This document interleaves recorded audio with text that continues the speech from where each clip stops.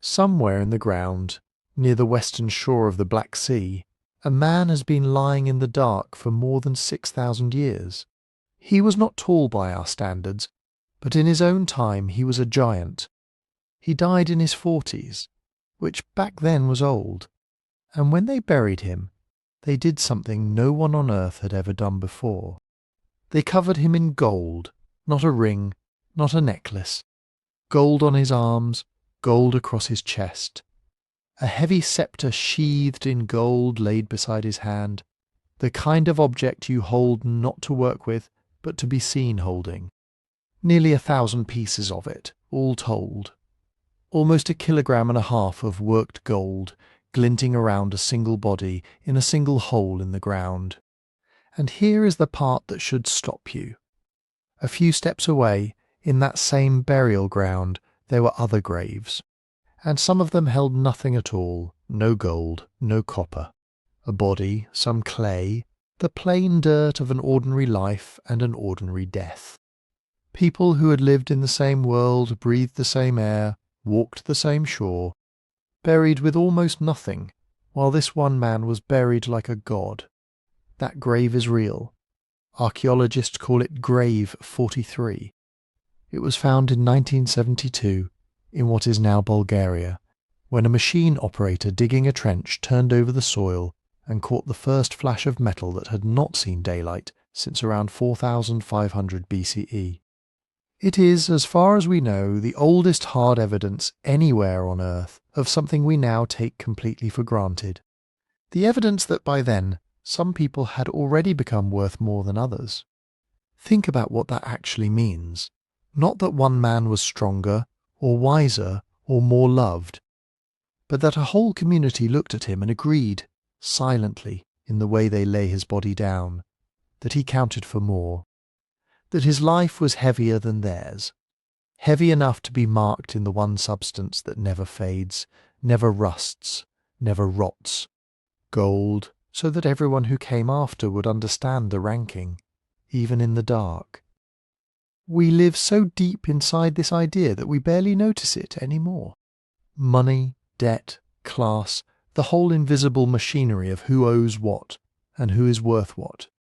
It feels eternal. It feels like weather, like gravity, like something that was simply always there, older than history, built into the bones of being human.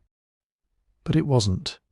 Every piece of it was invented. Someone somewhere for the first time counted what they were owed. Someone pressed the first mark into wet clay to remember a debt. Someone looked at a fellow human being and, for the first time, put a number on them. And somewhere along that road humanity crossed a line it has never uncrossed. The line where one person could be worth a room full of gold and another could be worth nothing. That's the mystery we're going to sit with tonight. Not just the gold in the grave, but the strange, invisible thing behind it. Where did money come from? Where did debt come from? Where did the idea come from that a life could be measured at all? Because none of it fell from the sky. It was built, slowly, by people not so different from you, in a world you would barely recognize. And it is a stranger story than you think, because the beginning isn't grand. It isn't kings or armies or treasure. It's smaller and quieter than that, and in some ways much more unsettling. Before we go there, though, I want to know something. I always do. Wherever you are right now, whatever corner of this planet you've carried this voice into, tell me where you're listening from, and tell me what time it is for you. It's the middle of the night for some of you, late evening for others. Maybe it's a grey afternoon and you just need somewhere quiet to rest your mind. Leave a comment and say where in the world you are and what the clock says. I love reading them, imagining all of us scattered across the dark side of the earth, awake together for a little while. And if you'd like to fall asleep to these stories without anything jarring you back, no ads, no music, just this voice, you can follow Sleepy Time History on Spotify. There's an ad-free, music-free version of every episode over there. Honestly, it's the single best way to support what we do, and it costs you nothing. The link is down in the description whenever you want it. That's all, settle in. Let's go back, because to understand the man in the grave of gold, we have to go somewhere the gold hasn't happened yet. We're going to travel a long way tonight, across thousands of years, and I want you to see the shape of the journey before we begin, the way you'd glance at a map before a long night drive. We're going to start in a world with no money at all. No coins, no prices, no wages, nothing you could put in a purse. A world where human beings traded and shared and owed one another constantly for hundreds of thousands of years, and never once needed the thing we can't imagine living without. From there, we'll watch the first records appear. Not writing, not yet. Something humbler. Small shapes pressed and rolled from clay, sitting in the palm of a hand, doing a job so simple and so revolutionary that everything we call civilization would eventually grow out of it. We'll walk into the first great storehouses, the temples that rose out of the mud of southern Mesopotamia, where surplus grain piled up and someone had to count it, and whoever counted it slowly became something new, something above. We'll stand again at the graves of gold and understand at last what that gold was really for. And then we'll follow the road to its darker end, to the invention of interest, that strange idea that a debt could grow on its own, silently, while you slept, just because time was passing. And to what that invention did to people, the first human beings enslaved not by armies, not by conquest, but by arithmetic, by numbers on a tablet that had swollen larger than any harvest could ever repay. That's where we're going. From nothing to the mark in the clay, to the storehouse, to the grave, to the chains made of debt. It is the story of how we invented money, but it's really the story of how we invented each other's worth, and then had to live inside it. And I'll be honest with you before we take the first step. When most people imagine the origin of money, they picture something like the grave of gold. They picture treasure. They picture a shining thing that everyone wanted, and the story goes that one day clever people started swapping that shining thing instead of hauling goats to market, and money was born. Neat. Simple. The version in the school books. It's almost certainly wrong. The real beginning has no gold in it at all. No coins, no silver, nothing you could hold up to the light. The real beginning is invisible. It's a thing that existed only in people's heads, passed between them in glances and memories and the quiet weight of obligation, long before anyone thought to make it out of metal.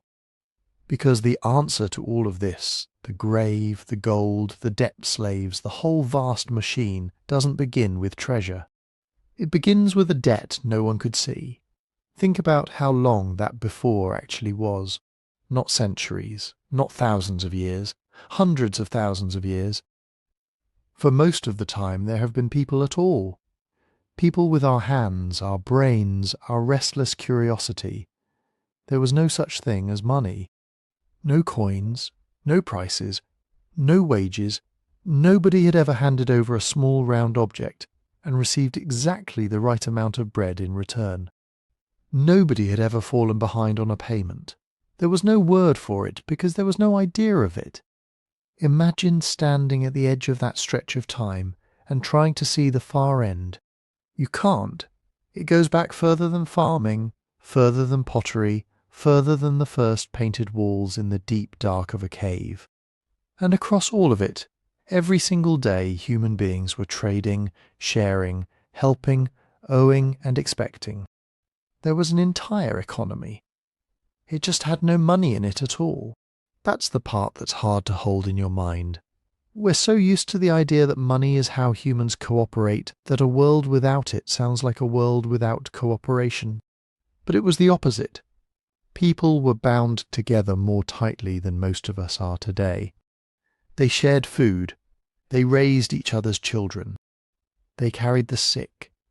They gave things away constantly. And they remembered in astonishing detail who had given what to whom. So how did it work? Here's where the schoolbook story comes in, and here's where it falls apart. You've heard it. Before money, people bartered. You had chickens, I had shoes, and one day we swapped, and it was so clumsy. What if you wanted my shoes, but I didn't want your chickens? That some clever person invented money to make it all smoother. It's a tidy little tale. It's in the textbooks. It's in the economics lectures. And when anthropologists went looking for it, for a real society, anywhere on earth that actually ran daily life this way, neighbours haggling chicken for shoes across some imaginary marketplace before money existed, they found almost nothing. No such place. Not in the historical record, not among the peoples studied in the last 2 centuries. Researchers who spent their lives among communities without coins kept reporting the same thing. That's simply not how people who know each other behave. Sit with that for a second because it's genuinely strange. One of the most repeated stories about where money came from appears to be a myth. A guess that somebody made a long time ago about how things must have worked. And everyone nodded, and it got written down, and now it lives in millions of heads. But the evidence for it is close to nothing. The barter marketplace was never the beginning. It was something people imagined the beginning must have looked like. So what did people actually do? Something both simpler and far more human. They gave, not as a trade, but as a relationship. Picture a hunt. A group comes back with meat, more than any one family could eat before it spoils. Nobody sells it. Nobody weighs out portions and names a price. The meat is shared, spread around the whole band, and everyone understands what's happening. Today it's your kill. Tomorrow it might be mine, or my brother's, or no one's at all. You give now, and the giving is remembered not as a figure in a ledger, but as a fact about who you are. A good person, a generous one, someone the group can count on. Or picture a harvest. Your neighbour's crop is ready, and the weather is about to turn. So half the village comes to his field and brings it in together in a day. Nobody hands anyone a bill. But it's not free either. It's understood that when your field is ready, or your roof falls in, or your daughter marries, those same hands will be there. It's an account. It's just an account written in memory and trust, and left deliberately, carefully vague. That vagueness is the key to the whole thing. Because among people who actually know each other, being exact is almost an insult. Think about it in your own life. A friend helps you move a heavy couch up 3 flights of stairs, and at the end you pull out your wallet and try to pay them the precise going rate for a couch, to the penny. How does that feel? It's not generous, it's cold. What you've just said without saying it is, we are not close. We are strangers, settling up so that neither of us owes the other anything, and we never have to see each other again. Paying exactly and paying now is how you end a relationship. Leaving it open, I owe you one, is how you keep it alive. Every unpaid, unmeasured favour is a little thread tying 2 people together, a reason to come back around. That's what held these worlds together. Not cash, not barter, a dense living web of open-ended obligation, where almost everyone owed almost everyone else something, and nobody wanted it fully settled, because a fully settled debt is a friendship that's over. You were born owing to your parents, your kin, the people who fed you before you could feed yourself. You spent your life giving and receiving, and the balance was never zero and was never meant to be. It lived in stories, in reputations, in the long memory of a community that knew every one of its members by name. And this is the thing I want you to really take with you into the rest of this story, because everything else grows out of it. The first form of money was not a coin. It was not gold. It was not a lump of silver or a shell or a bead. The first money was a memory, the memory of who owed what to whom, long before anyone stamped a value into metal. Human beings were already keeping accounts, soft, forgiving human accounts inside their own heads. The obligation came first. The record came first. debt, in this loose and gentle and social sense, came before money. Money is just what happens later, when that memory gets pulled out of people's heads and turned into a thing you can hold. Which is what the intro promised you, the debt no one could see. It was never buried treasure, it was this, the invisible ledger every human community has always carried, the running tally of favours and gifts and help given in the dark, felt by everyone, written down by no one. That was the real beginning, not a shining object somebody wanted, an obligation somebody remembered. But here's where it starts to turn, and here's the loop I want to leave open as you drift. As long as those debts stayed soft, remembered but not measured, felt but not counted, they held people together. The trouble begins the moment a debt stops being a feeling and becomes a number. The moment someone looks at an obligation and asks quietly, how much? How many baskets of grain is that favour worth? How many goats is a wife worth to the family that raised her? How many head of cattle is a man's life worth when he's been killed, and someone has to make it right? Because those questions did start to be asked. Somewhere in this long human story, certain debts stopped drifting in memory and began to be counted, named, set against a specific number of animals or measures of grain or weights of copper. And once a debt could be counted, it could be demanded exactly, in full, and something about being human quietly, permanently changed. So the question that pulls us forward is this. If money began as debt, and debt began as memory, then what did the very first real debts feel like? The first ones heavy enough that people couldn't just leave them soft and open. The first ones that had to be measured out and settled. What kind of debt is so serious that you'd want it written in something harder than memory?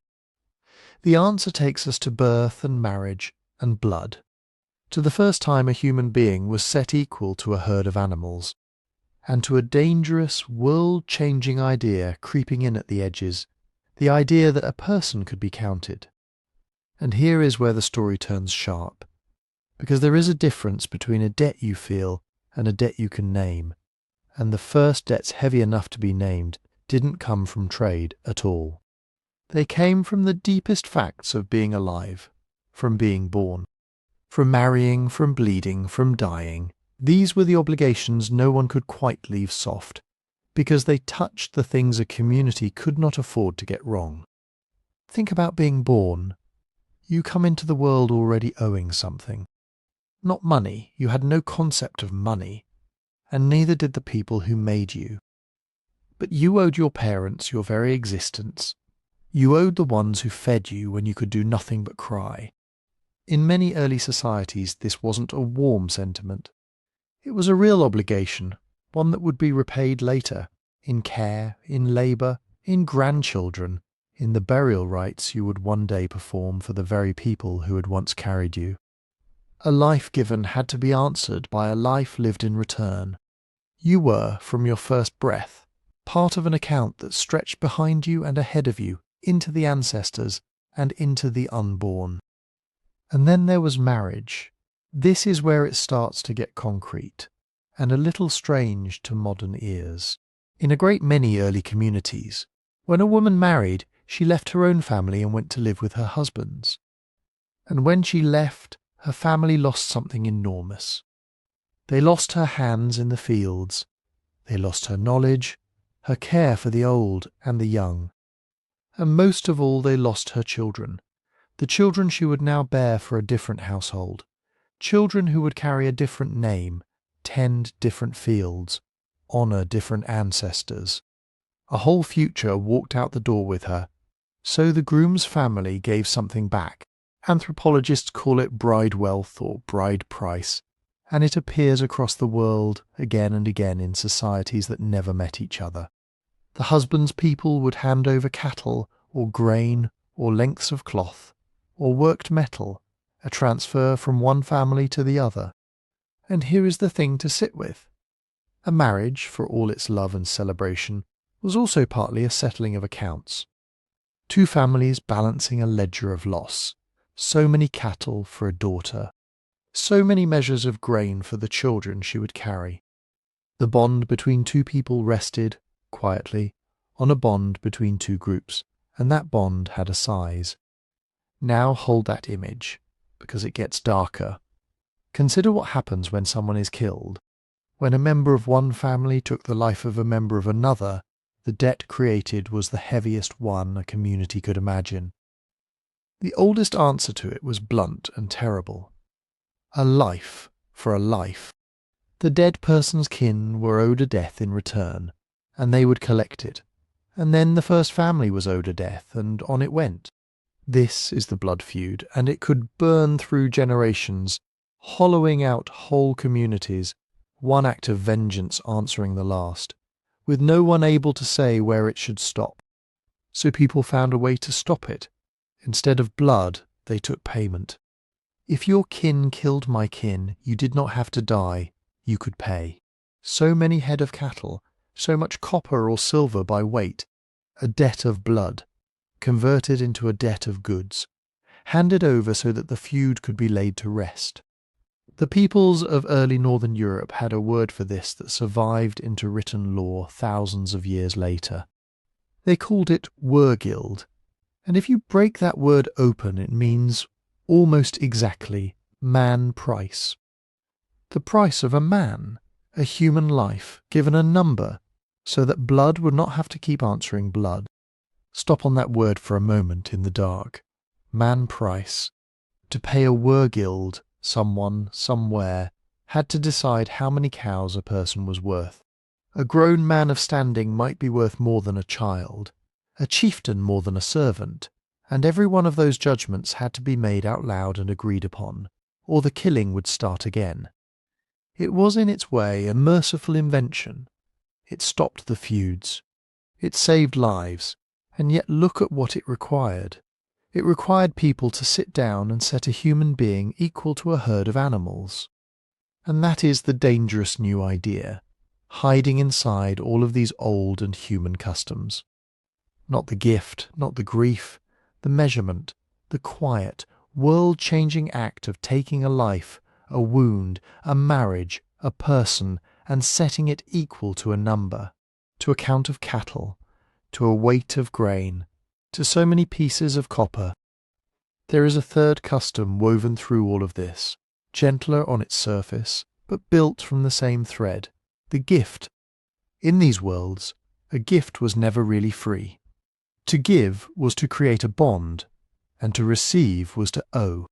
If someone honoured you with a gift, and you gave nothing back, you were not simply rude. You were diminished. You had accepted the position of the lesser one, the one who could not answer, and in some societies that shame could curdle into something worse. A loss of standing, a quiet exile from the web of obligation that made you a full member of the group. So gifts flowed back and forth constantly, each one carrying an unspoken weight. This must be returned. Generosity and obligation were the same motion, seen from two sides.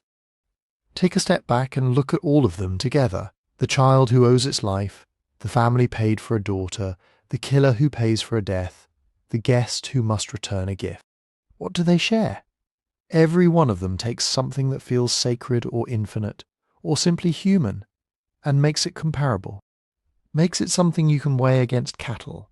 And once you can weigh a life against a herd, you have done something no animal has ever done. You have invented an exchange rate for a human being.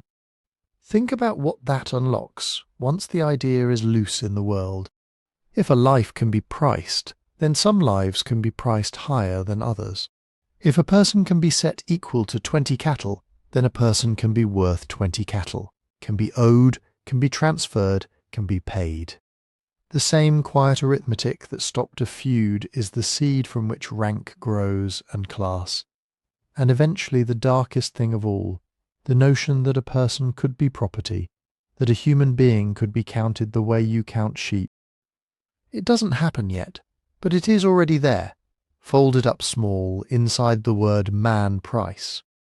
And here's the problem the early world ran straight into. All of this, The marriages, the blood payments, the endless returning of gifts worked because people remembered. In a village of 20 or 50, you know every debt by heart. You know that this family owes that one for a daughter, that these two are squared, that you still owe your cousin for the roof he helped you raise. The whole ledger lives in your head and in everyone else's, cross-checked 100 times a day around the fire. Memory was enough because the world was small, but the world was not staying small. The villages were growing, fields were spreading. People who had never shared a grandmother were now trading, marrying, owing across whole valleys. And human memory, that miraculous thing, simply cannot hold it. You can remember your debts to 50 people. You cannot remember them to 5,000 strangers. You cannot hold a precise count across generations, across a lifetime, across the death of the very people who witnessed the deal. And when a debt must be exact, so many measures on such a day, or the pledge is forfeit. A warm, shared memory is not enough. Memory forgives. Memory drifts. Memory dies with the person who carried it. Something outside memory had to hold the count. Something that would not soften, would not forget, would not take sides or pass away. The obligations had grown too heavy and too many for the human mind to carry alone, and the community needed a witness that never slept. They found one, and this is the part that always astonishes me. Because after everything, after the gold, after the blood price, after the vast weight of what was at stake, the answer, when it finally came, was almost absurdly humble. It was not carved in stone or spoken by a king. It was small. It fit in the palm of your hand, and it was made of nothing more than clay. Clay. Think about how ordinary that is. It's the mud under a riverbank, the stuff you'd wipe off your feet. But it's soft when it's wet, so you can shape it, and it hardens when it dries, so it holds that shape. And somewhere across the ancient Near East, in the land that is now Iraq, Iran, Syria, and Turkey, people began pinching little pieces of it into small deliberate forms.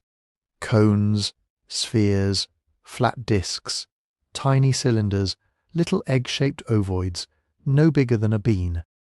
Not one or two of them, thousands, tens of thousands. They turn up at site after site, layer after layer, scattered through the dirt of settlements going back to around 8000 BC, 10,000 years ago. And here's the strange thing. For most of the time we've been digging them up, nobody had the faintest idea what they were. Imagine you're an archaeologist, 100 years ago, brushing the soil off one of these things. It's a little clay cone the size of your fingertip. What is it? It isn't a tool. It isn't a bead, exactly. It's too plain to be jewellery, too small to be useful, too numerous to be special. So it got written down and set aside. In museum drawers all over the world, these little shapes were catalogued as odds and ends. Gaming pieces, maybe. Children's toys. Amulets. Charms. Or nothing at all, just filler, the debris of ancient life, swept into a box and forgotten. For decades, some of the most important objects ever made by human hands were sitting in storage, mislabeled as junk. And then, over the 1970s and into the 80s, a scholar named Denise Schmant-Besserat did something that sounds simple and was in fact revolutionary. She looked at all of them at once, not the tokens from one site, but the tokens from everywhere, across thousands of miles and thousands of years, and she noticed something nobody had let themselves see. They weren't random. The same shapes kept appearing, again and again, in the same forms for 5,000 years. A cone here looked like a cone 500 miles away, which looked like a cone 1,000 years later. This wasn't a scatter of unrelated trinkets. This was a system. One single coherent system, stretching across almost the whole of the ancient Near East, lasting longer than all of recorded history since.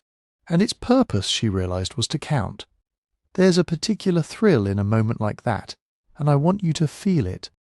It's the thrill of watching something dismissed as worthless turn out to be priceless. Not priceless because it's precious, priceless because of what it means. These little lumps of dried mud, sitting ignored in a drawer, were the account books of the ancient world. The oldest surviving record of who had what, and who owed what, on the entire planet. The ledger we've been reaching for this whole time. It was in our hands all along. We just didn't recognize it. So how did it work? This is the part I love because it's so beautifully, almost childishly concrete. One token stood for one unit of one specific thing. That's it. A small cone might mean a small measure of grain. A sphere, a larger measure. An ovoid, a jar of oil. A cylinder, an animal, perhaps a single sheep or goat. Each kind of good in the world had its own kind of token, and you counted by laying them out one for one. 3 jars of oil did not mean the number 3 plus the idea of oil. It meant 3 oil tokens, 3 little ovoids set down on the ground in front of you. 1, 2, 3. 5 sheep meant 5 sheep tokens. If you had 3 jars of oil and 3 sheep, you did not have 3 of anything you could combine. You had 3 ovoids and 3 cylinders, 2 separate little piles, because there was no abstract 3 yet. There was no number that could float free and count anything you liked. 3 sheep and 3 jars of grain needed entirely different tokens, and you never mixed them. Scholars call this concrete counting, and once you really sit with it, it rearranges something in your head. We're so used to numbers as pure abstractions, floating symbols that can measure anything. But that was not how counting was born. It was born stuck to things. Physical, a little clay object for a real object in the world. To count was not to think a number, it was to hold a handful of clay. And yet, look closely, because inside that humble little pile something astonishing is happening. Something that had never happened before in the history of life on Earth. A physical object is standing in for something that isn't there. Those 3 sheep tokens in your palm, those 3 little clay cylinders, they are not sheep. The sheep are miles away, out in the pasture. Or the sheep don't exist yet. They're the sheep you've been promised, to be delivered after the next lambing season. The clay is here. The sheep are not. And the clay is speaking for the sheep. It is holding their place. This is the birth of the record. This is the first crack of daylight into abstraction. The moment a human being takes a count that used to live only inside a skull, fragile and fading, and lifts it out into the hand, into the world, into something that will not soften or forget or die in the night. That witness outside memory that people had been groping toward for generations. Here it is. It's a lump of mud with a shape, but there's a problem with a handful of loose tokens, isn't there? You can see it immediately. Anyone can add one. Anyone can palm one and slip it into a sleeve. If I owe you 5 measures of grain, and we settle it with 5 little cones on a table, what stops one of us, later, from swearing it was really 4 or really 6? A loose pile of clay is a record. But it's not a locked record. And some counts need to be locked, a debt that has to be paid. Goods that were promised for a fixed day, a deal that must not be argued about after the fact, when memories conveniently disagree. For those, people found a way to seal the count shut. They took the tokens and enclosed them inside a hollow ball of clay, a little clay envelope, sealed all the way around. Archaeologists call these bullae. Now the count was locked. The tokens were inside in the dark, and no one could add one or steal one without breaking the shell, and a broken shell told its own story. Your debt was sealed, tamper-proof, but of course that created a brand new headache, and I think it's a wonderful one, because the solution to it changes everything that comes after. If the tokens are sealed inside, how do you check what's in there without smashing it open? You've made the record safe by making it impossible to read. So somebody had the idea. Before dropping each token into the envelope, press it into the soft outside of the clay first. Roll the cylinder across the surface. Push the cone into the wet skin of the ball. Now the outside of the envelope carries a picture of its own insides. 3 little cone marks pressed into the shell mean 3 cones sealed within. You can read the debt from the outside in your hand without breaking the seal. A promise you could hold. Tamper-proof, readable, and permanent. Hold on to that image, those marks pressed into wet clay, standing for the things sealed inside, because it is going to matter more than almost anything else in this entire story. There is a seed in it, but that's for much later. For now, sit with what these little tokens really are, because I'll tell you what they are. They are the true ancestor of money. Not the gold at Varna, not silver, not coins. This, and not because they were precious, because they were the exact opposite of precious. They were worthless, free, dug out of any riverbank, shaped by any hand, thrown away by the thousands. They matter for one reason only. They were the first time human beings took the invisible ledger, the count that had always lived trapped inside memory and relationship, and made it a thing. A physical object you could store on a shelf, carry across a village, hand to another person, and trust. Everything still ahead of us grows straight out of this little clay seed. The storehouse accounts, silver measured by weight, interest, the written contract that can ruin you, all of it from these beans of mud. But a count has to be a count of something. All these tokens, all this careful reckoning, they only mattered because a new kind of wealth was beginning to pile up. Grain that didn't rot in a week, surplus that could sit and wait. And in one particular place, in the flat, hot, watered mud of southern Mesopotamia, that surplus was about to explode. Picture the place where it happened, southern Mesopotamia, sometime after 5500 BCE. Flat, so flat that you could stand on a low mound of dried mud and see the whole world curve away from you in every direction. Nothing to stop your eyes. 2 rivers cut through it, the Tigris and the Euphrates, slow and brown and full, winding through marsh and reed and cracked earth. In the summer, the sun sits directly overhead and does not seem to move, and the heat presses down on the land like a hand.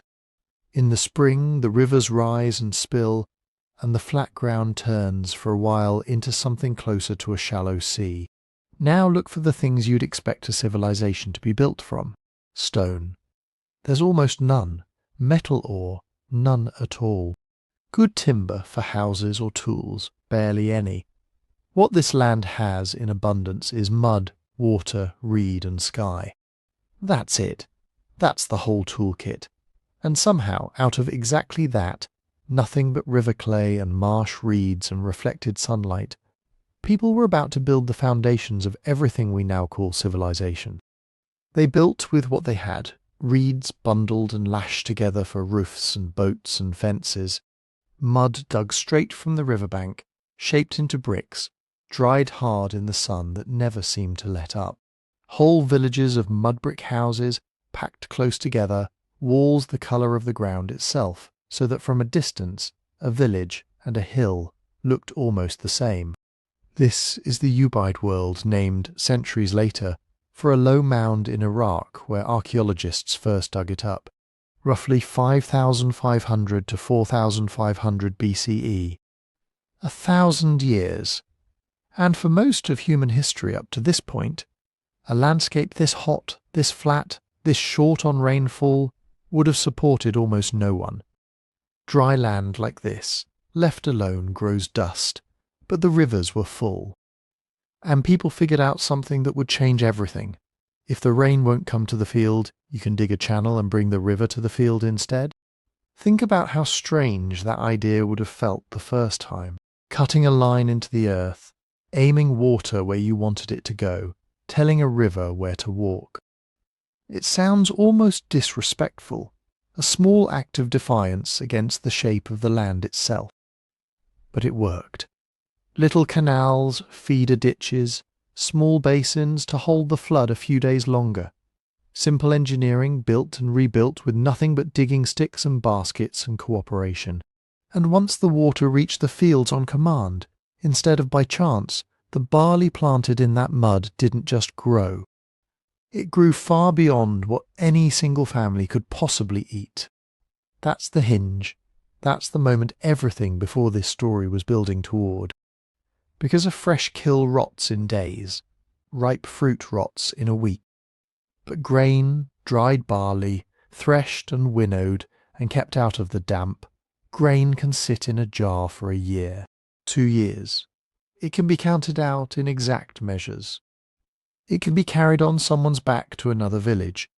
It can be handed to your children when you die. For the first time in the story we've been telling, wealth could simply sit still and wait. And remember what we just spent an entire section building, all those small clay tokens, cones and spheres, pressed into the shape of a debt, sealed inside their clay envelopes, so a promise could be held in the hand. Tokens only matter if there's something worth tracking. Well, now there was. Jars of barley stacked in a storeroom, oil pressed and sealed, wool sheared and bundled. A household with more grain than it could eat in a lifetime needed a way to know exactly how much it had, exactly what it had lent out, exactly what was owed back at harvest. The surplus came first. The counting followed right behind it, like a shadow. So picture one of these Ubaid villages, dozens of mud brick houses, low and square, clustered along a canal, smoke from cooking fires drifting up into that huge flat sky. Somewhere near the centre of the cluster, there's a building that isn't quite like the others. Bigger, maybe, set a little apart. A shrine, most likely, or a communal storehouse, some of the surplus, the shared portion, kept there under a roof that belonged to everyone and no one. Modest at first, just another structure of mud brick and reed matting, the kind of thing that any single storm could half destroy. But here's the strange part, the part that took archaeologists digging down through the layers to fully understand. When that building crumbled, people didn't clear the site and start fresh somewhere new. They rebuilt on the exact same spot, right on top of the old foundations. The old walls tamped down into rubble beneath the new floor. And when that version wore out, they rebuilt again.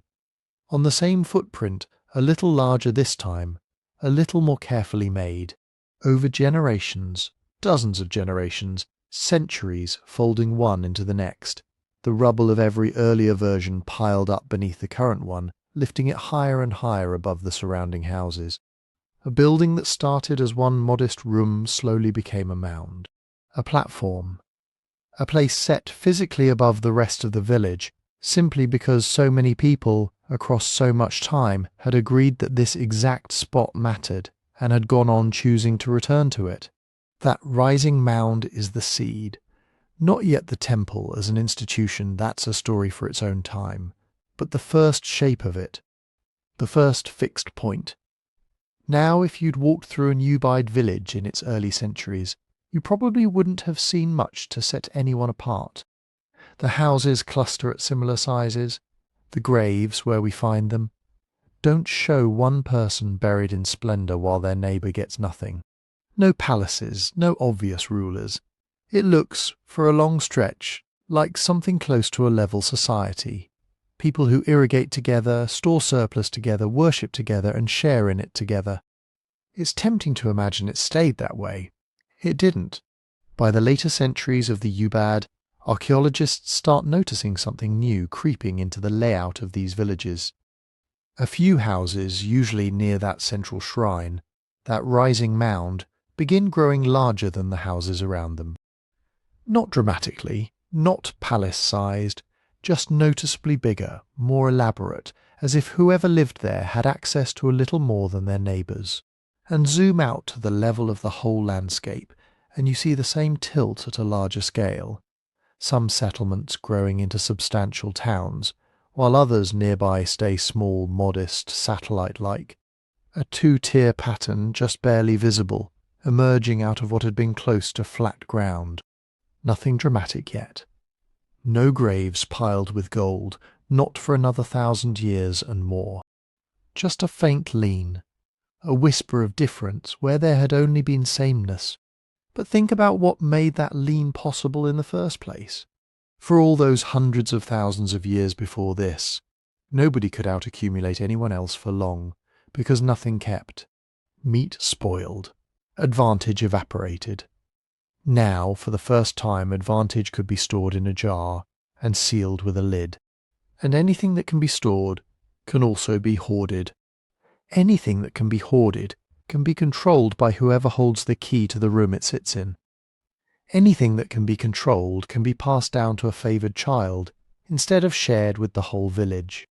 Storable surplus, it turns out, isn't just food security. It's the very soil that permanent inequality needed in order to finally take root. And that soil needed a gardener. Grain doesn't count itself, and a shared storehouse doesn't manage itself either. Someone has to open the door, keep the tally, decide who gets rationed and who gets asked to give more. Someone has to stand quite literally between the village and its own accumulating wealth. Whoever ends up standing in that position is about to become a new kind of person entirely. And the building where they'll stand is that mound at the centre of the village, rising a little higher with each generation, waiting to become a house fit for a god. And that is exactly what it becomes. Not a chapel, not a quiet room for prayer, a house in the fullest, most literal sense the people of Ubaid and early Sumer could imagine. Because here is the thing you have to understand about these temples, and it changes everything that follows. The god was not a symbol who visited on holy days. The god lived there, actually lived there, the way you live in your home. The temple was his address. Think about what a great household looked like in that world. A powerful family needed land to feed itself, herds to clothe and feed itself, storerooms to hold the surplus, workers to tend the fields, and someone to manage all of it so the family never went hungry and never looked poor in front of its neighbours. Now take that picture and hand the whole household over to a god. The god owned the land around the village, not symbolically but on the books. The god owned the herds grazing on it. The god owned the storerooms rising beside his house. And like any great lord, the god needed feeding, needed clothing, needed servants to cook for him, wash him, dress his statue in fine wool, set food before him morning and evening, as though he might actually reach out and eat it. In a sense, the people believed he did. Once you see the temple this way, its shape on the ground makes a strange kind of sense. It isn't just an altar, it's a granary, it's a weaving shed.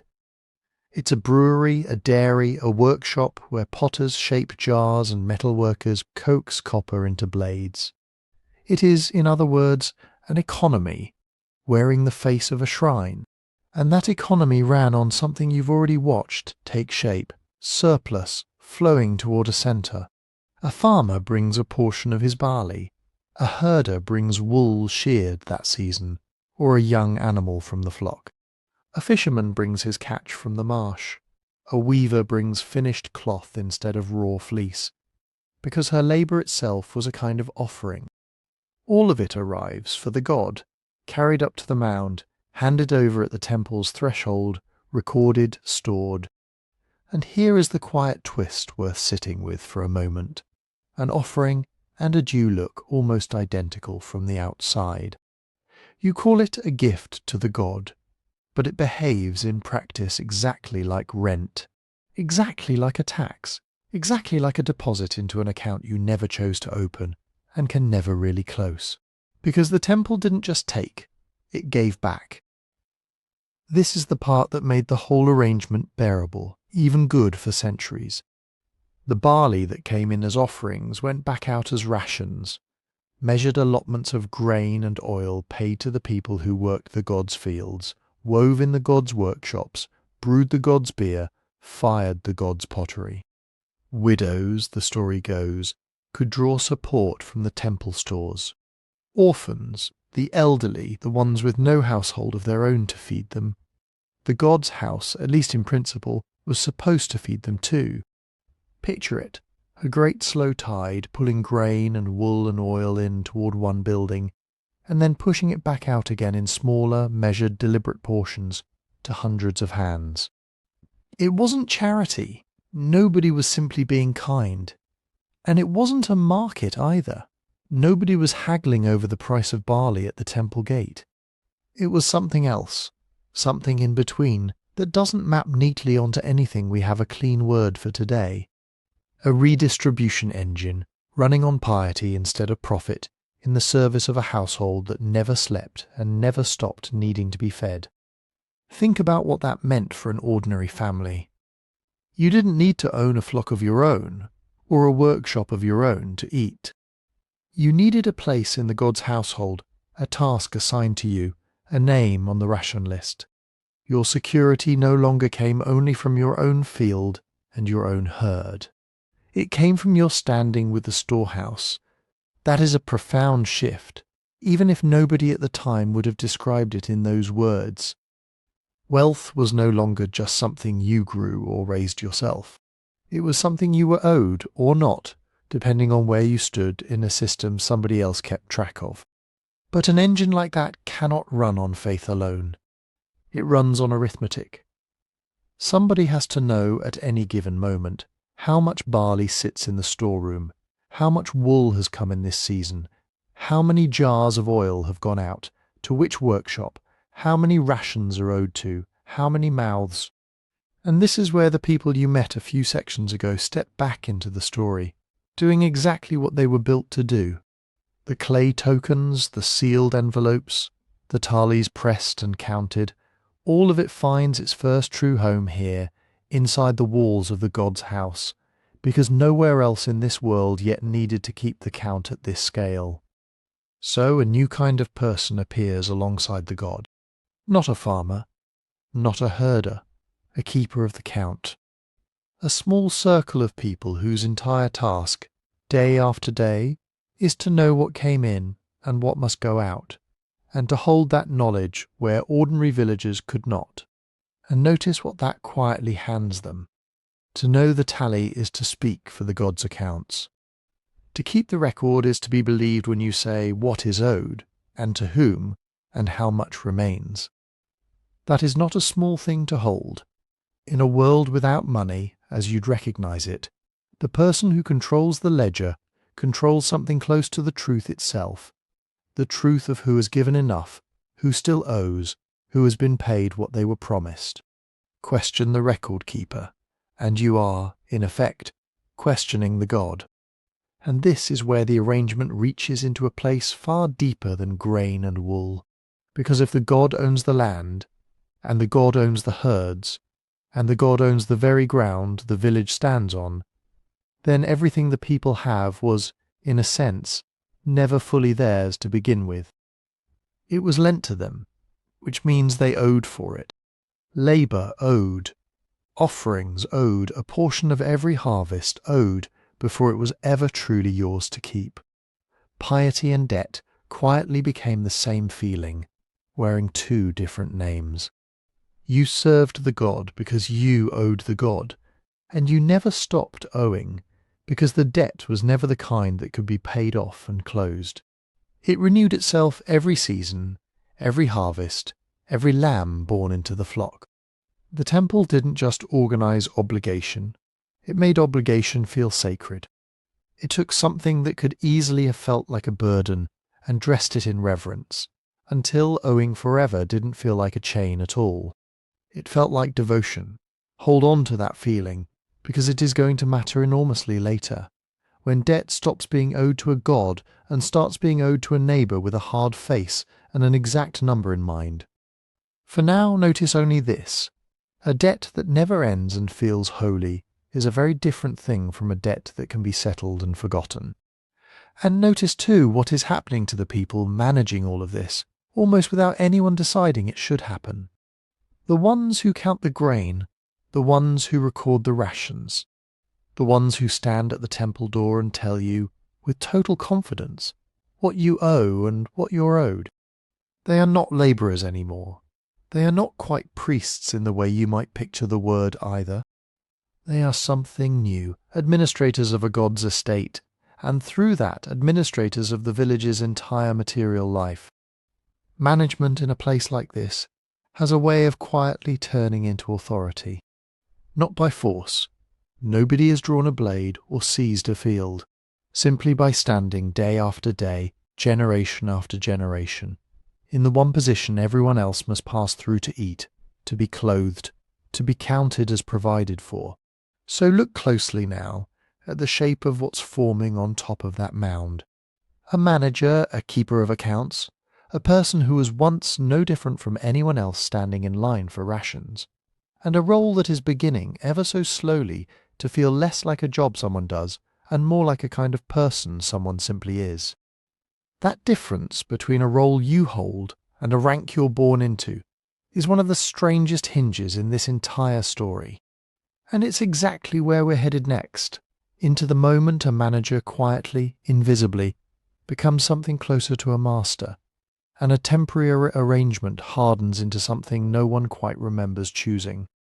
What we're about to trace is colder to hold than a house or a harvest, so listen closely. Start with the simplest fact in the whole story. A thing that can be stored can be kept. That sounds almost too obvious to say out loud. But follow it one step further and it stops being obvious at all. A thing that can be kept can be handed to someone else when you die. And a thing that can be handed down is no longer just wealth.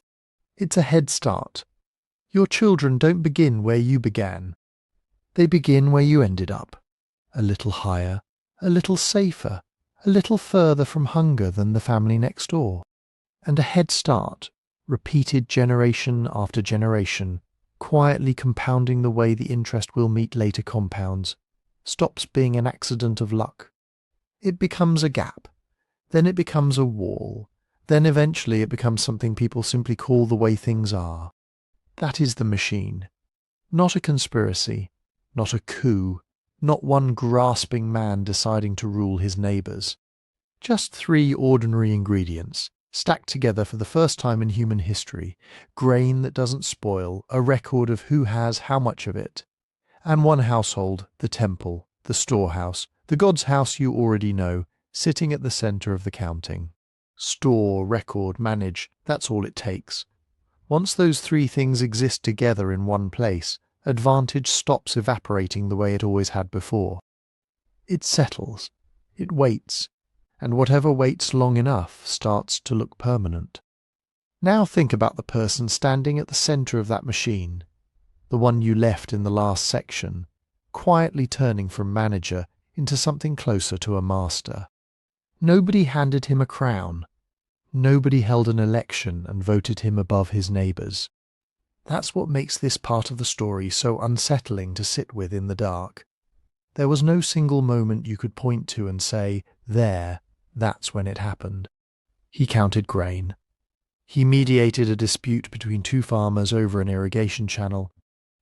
He spoke for the god when the harvest was thin and people needed to be told why. Every one of those jobs on its own looks reasonable. Someone has to do them, but do them long enough, and the job starts to feel less like something you do and more like something you are. And here is the part that should genuinely unsettle you. His children don't inherit the job, not exactly. They inherit the standing that came with it, the respect, the nearness to the God's house, the assumption, unspoken and unquestioned, that a family like theirs simply belongs near the top. A role held by one man for one lifetime quietly becomes a rank, held by a bloodline forever. Nobody chose that outcome. It simply accumulated, the way sediment accumulates on a riverbed, one quiet layer at a time, until one day the ground beneath everyone's feet is simply not level anymore, and no one alive remembers when it changed. This is where the story stops being something we can only guess about the past, and starts being something we can quite literally dig up out of the earth. Archaeologists reading Ubaid and post-Ubaid settlements have learned to look for a handful of very specific fingerprints, small physical facts on the ground that, read together, spell out inequality as clearly as a sentence. The first is house size. Walk a Chalcolithic village, and most homes cluster around roughly the same footprint, the same rough construction, mud brick, like everyone else's. But a few homes don't. A few sit larger, better built, positioned closer to that central mound where the storehouse and shrine have taken root, as if proximity to the god's house had become, quite literally, a piece of real estate worth having. The second fingerprint is in the goods themselves. Ordinary households use plain, locally made pottery, whatever clay and skill the village itself could produce. But in a handful of homes, archaeologists start finding something else: finer wares, more careful workmanship, materials that clearly didn't come from nearby at all, stone, shell, sometimes metal, carried in from places days or weeks away. Someone in this village had reached that their neighbours didn't. And then there's the third fingerprint, the one that tells you the most, because it involves the one moment in life nobody can fake their way into: death. Look at how a community buries its dead, and you are looking at how it valued the living. Some graves, even in these early stratifying villages, hold almost nothing. A body, perhaps a single humble pot, laid into the earth the same as every ancestor before them. And then, a few graves over, something different: beads. Fine vessels, ornaments that took real skill and real time to make. A person sent into the ground with far more than they could have carried in life. Archaeologists feel a particular kind of chill, and honestly a particular kind of thrill, when they find one specific thing inside those richer graves: a child, an infant, someone who died far too young to have earned anything at all, too young to have managed a storehouse, mediated a single dispute, done a single day's respected labour. If a baby is buried as if it were already important, no achievement can explain that. There's only one explanation left standing. The rank didn't come from what that small life did. It came from what family it was born into. That is the moment status stops being earned and starts being inherited. The exact moment a society crosses from a world where you become someone into a world where you simply already are someone from your very first breath. Now hold that up against everything you already know about the deep human past, the long, long stretch of history before this one. You've heard in earlier chapters of this story how fiercely older bands of humans worked to keep any single person from rising too far above the rest, mocking the boastful hunter, insisting a big kill be shared out to everyone, quietly shaming anyone who started acting like they were worth more than their neighbour. Those weren't naive customs. They were a technology, every bit as real as a clay token or a mud brick wall, a technology for keeping human ambition level, built and maintained over hundreds of thousands of years. And for all that time it worked. What's happening now, in these slowly stratifying villages of the ancient Near East, is that the technology is failing. You cannot mock a man's wealth into fairness once his grain is locked behind a storehouse door where nobody else can even see it. You cannot shame a family out of its advantage once that advantage is inherited quietly, privately at birth, before the community even has a chance to notice and object. The old levelers are still there, they're just losing. And once they lose, hierarchy stops being a passing phase, a temporary lean that might straighten itself back out. It starts being structural, load-bearing, built into the foundation of how the whole society understands itself. So far, everything we've traced has been faint.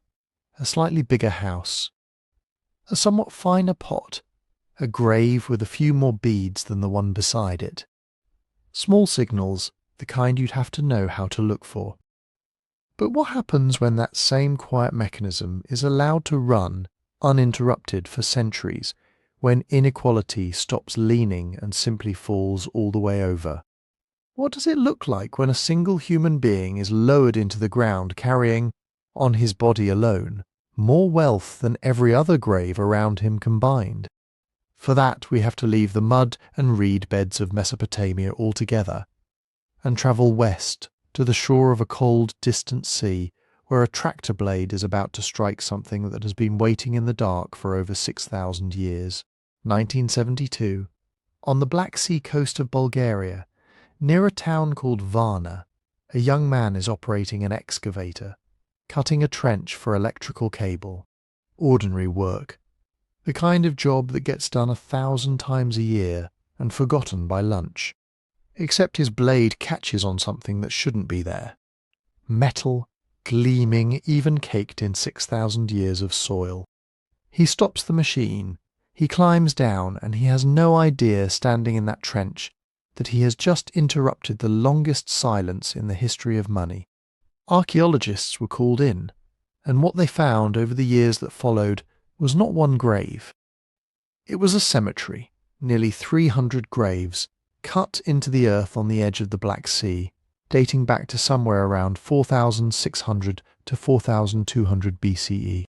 Which puts it, remember, right in that same narrow window we've been circling this whole time, the same centuries when, back in the mud of southern Mesopotamia, the Ubaid world was just beginning to lean, just beginning to grow its first central houses and its first uneven weight. Only this is happening 1,000 miles away, on the far edge of everything, in Europe before there was a word for Europe. And what they found in those graves was gold. Not a trinket here or there, gold on a scale that frankly still doesn't make complete sense. More than 3,000 individual gold objects pulled from that one cemetery. And here is the number that should genuinely stop you where you sit.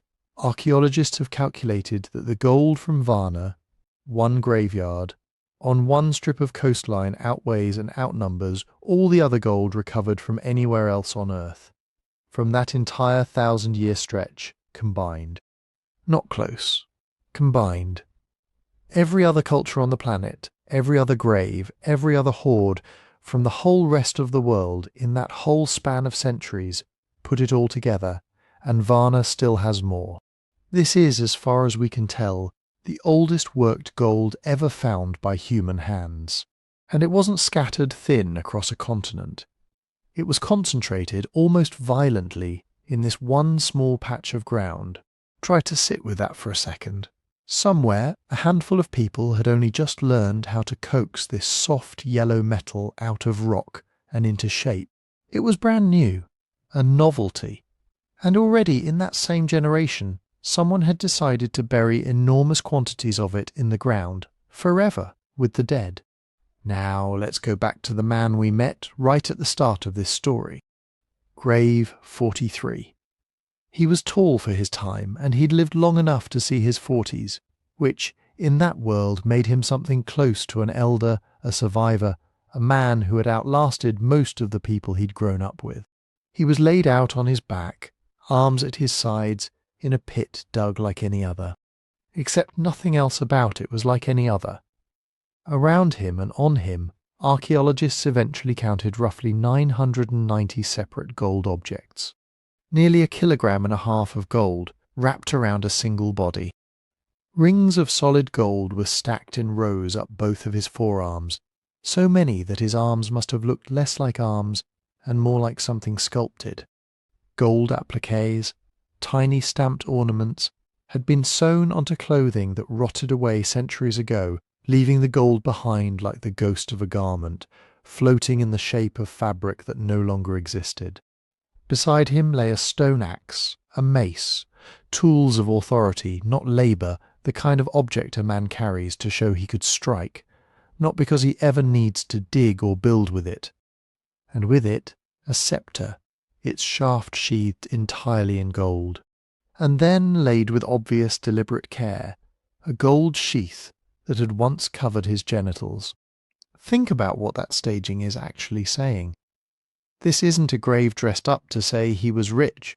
Riches you can imagine sharing, or losing, or spending down over a hard winter. This is a body dressed to say something colder and more absolute, that his authority extended over the most private, most bodily part of him.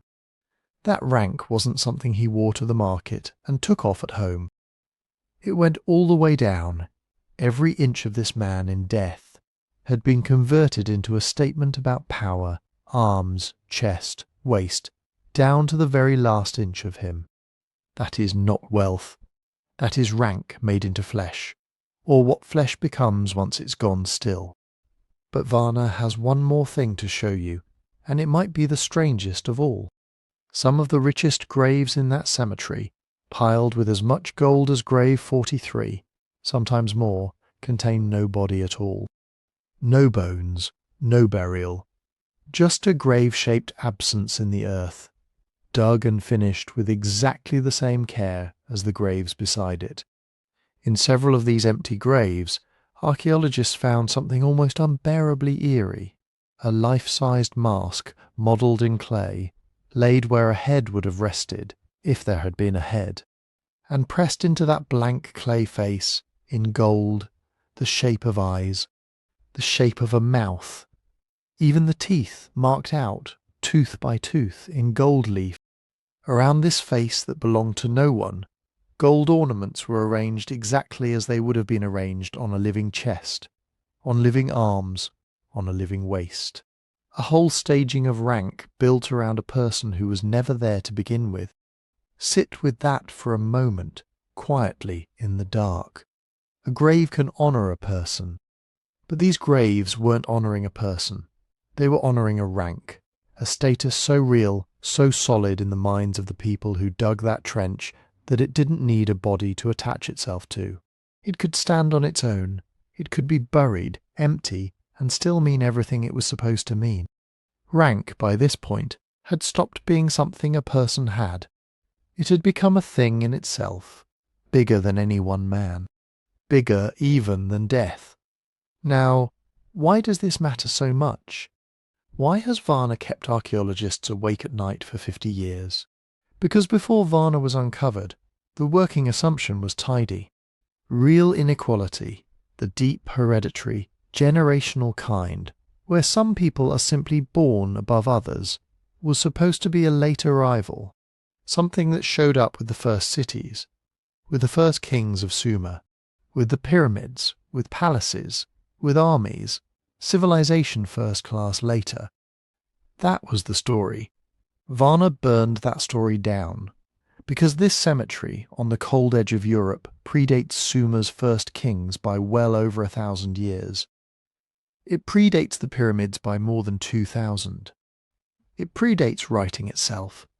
There was no city here, no palace, no army, no empire, just villages, farmers, fishermen along a quiet sea, and somehow already a man who could be buried with more gold sheathing his body than most of the world would produce altogether in the following 1,000 years.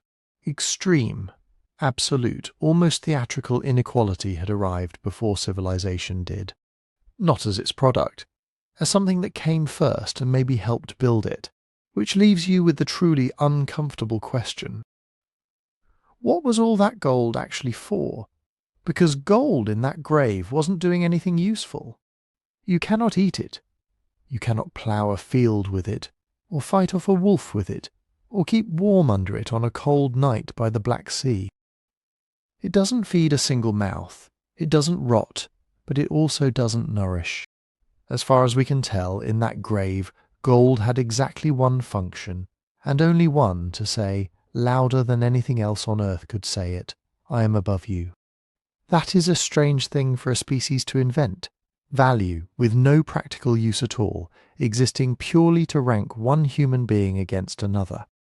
And it raises the question that's been sitting underneath this entire story, waiting for its turn.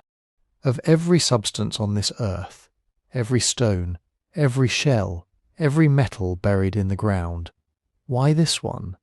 Why did a soft, heavy, faintly useless yellow metal become the material humanity chose to speak its oldest, coldest sentence? Some of us are worth more than others. Let's start with the metal itself, because gold has a strange kind of honesty built into its atoms, and once you understand it, the whole mystery starts to loosen. Bury a piece of iron in the ground, and in a few years it's rust, flaking, weeping orange dust, eating itself alive. Bury copper, and it turns a sickly green, crusted and pitted. Silver goes black, tarnished by nothing more than the air itself. Wood rots.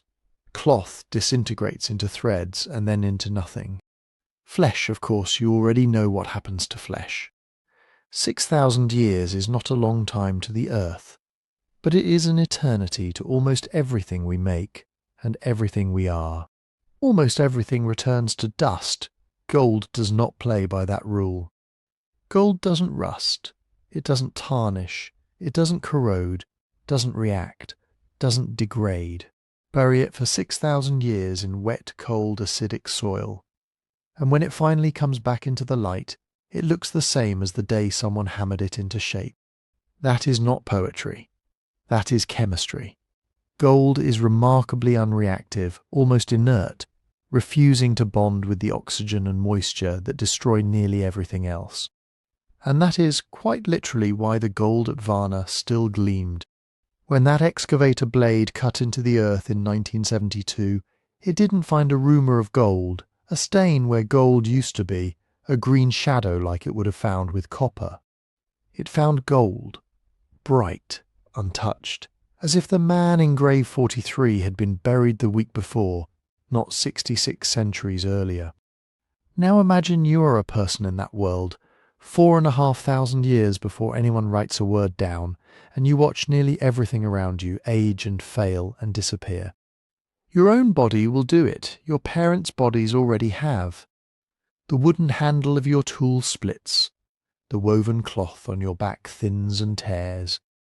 And then there is this one substance that simply refuses. It doesn't age.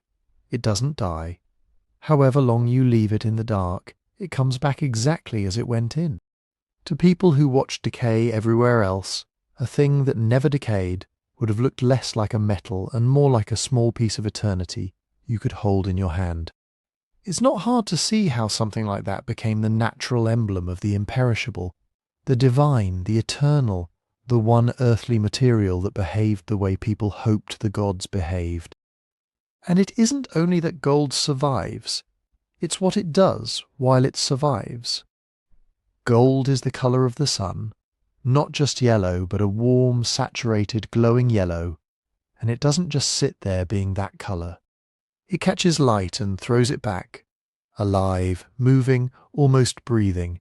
Hold it up in dim firelight, in the gloom of a torch-lit grave being dug 6 feet down, and it doesn't go dull the way most things do in shadow.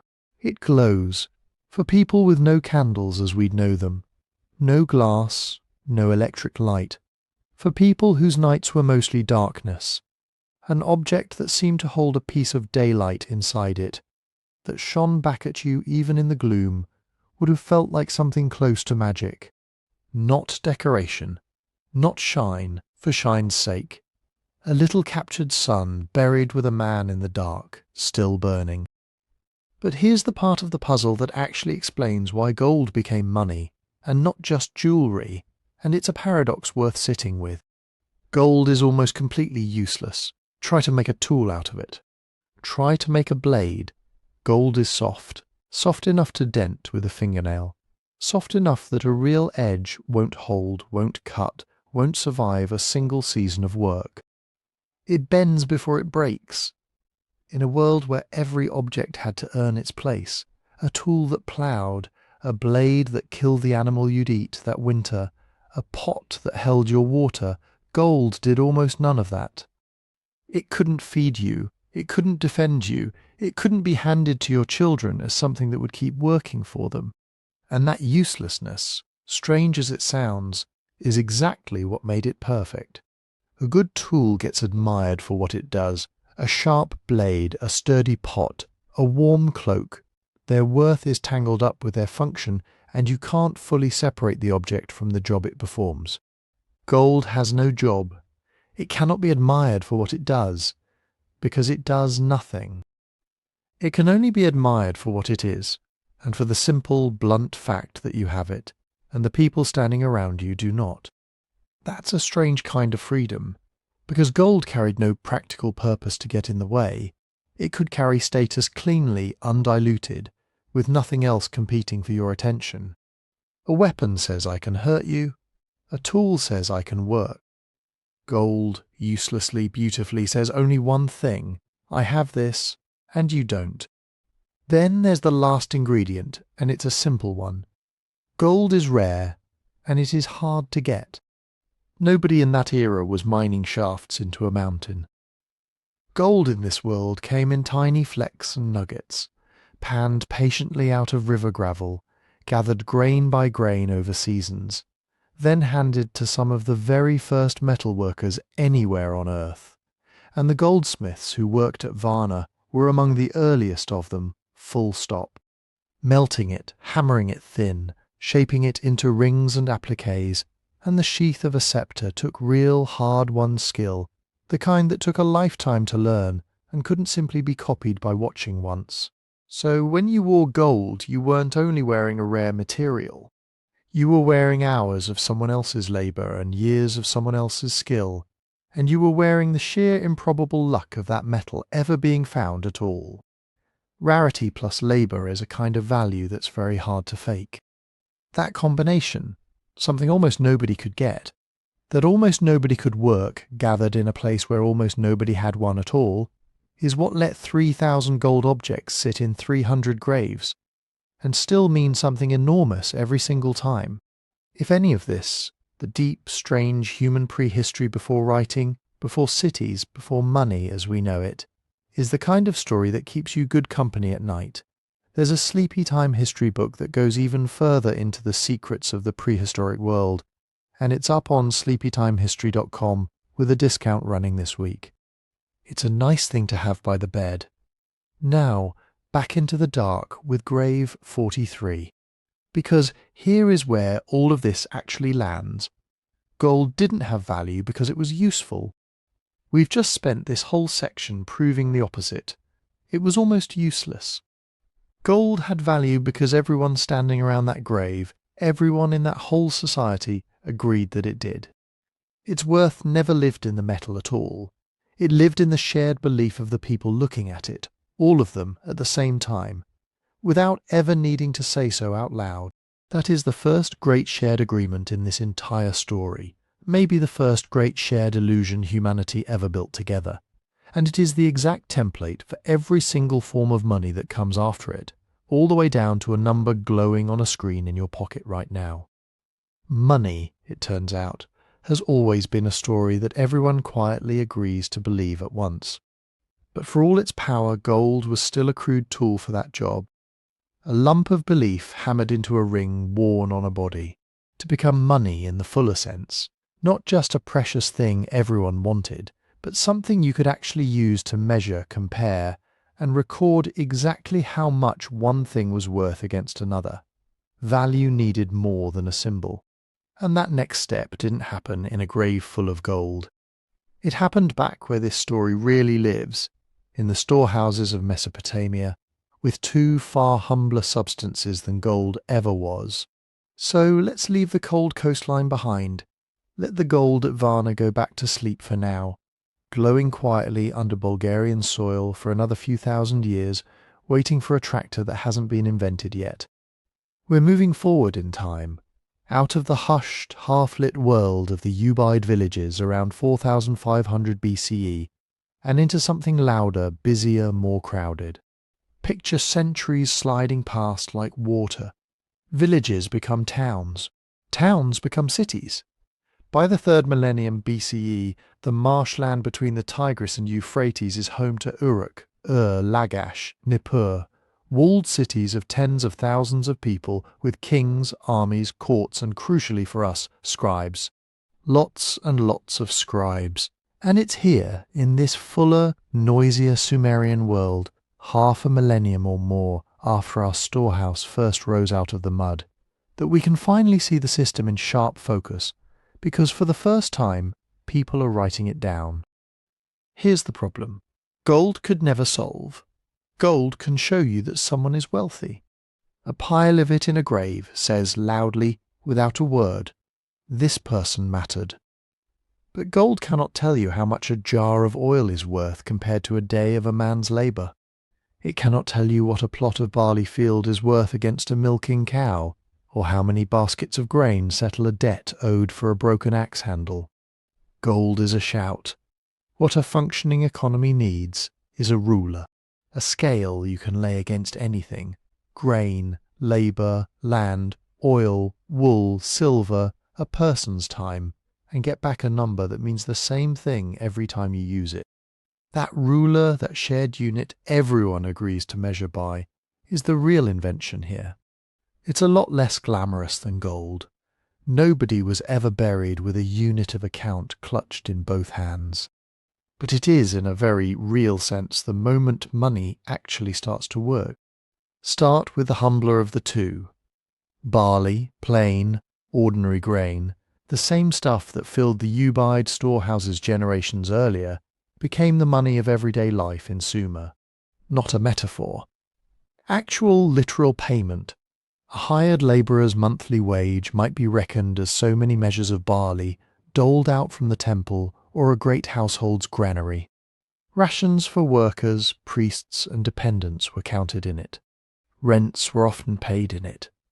Small everyday debts, a borrowed tool, a missed day's work owed back, a fine for some minor offence, were settled in measures of barley, because everybody understood exactly what a measure of barley meant. That's the beauty of it. Barley was grown everywhere, eaten by everyone, and needed by everyone, which made it the one thing you could always trust as a common yardstick for daily transactions. It was bulky. It spoiled eventually. You couldn't exactly carry a month's wages across a desert without a cart and a very patient donkey. But for the ordinary churn of daily economic life, the wage, the ration, the small debt, barley was close to perfect. Call it the currency of the fields and the ration line. But barley had limits, and Sumerians clearly felt them, because running alongside it quietly was something else entirely. Silver. Not silver coins. There's no such thing yet, and there won't be for roughly 2,000 years. No stamped faces, no fixed denominations, nothing that jingles in a pocket. This is silver as raw metal, cut and measured by weight on a balance scale, the way you might weigh out spice or medicine today. And weight is exactly where silver earns its keep.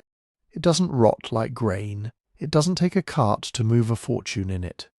A small pouch could carry the value of an entire field. And you could divide it endlessly.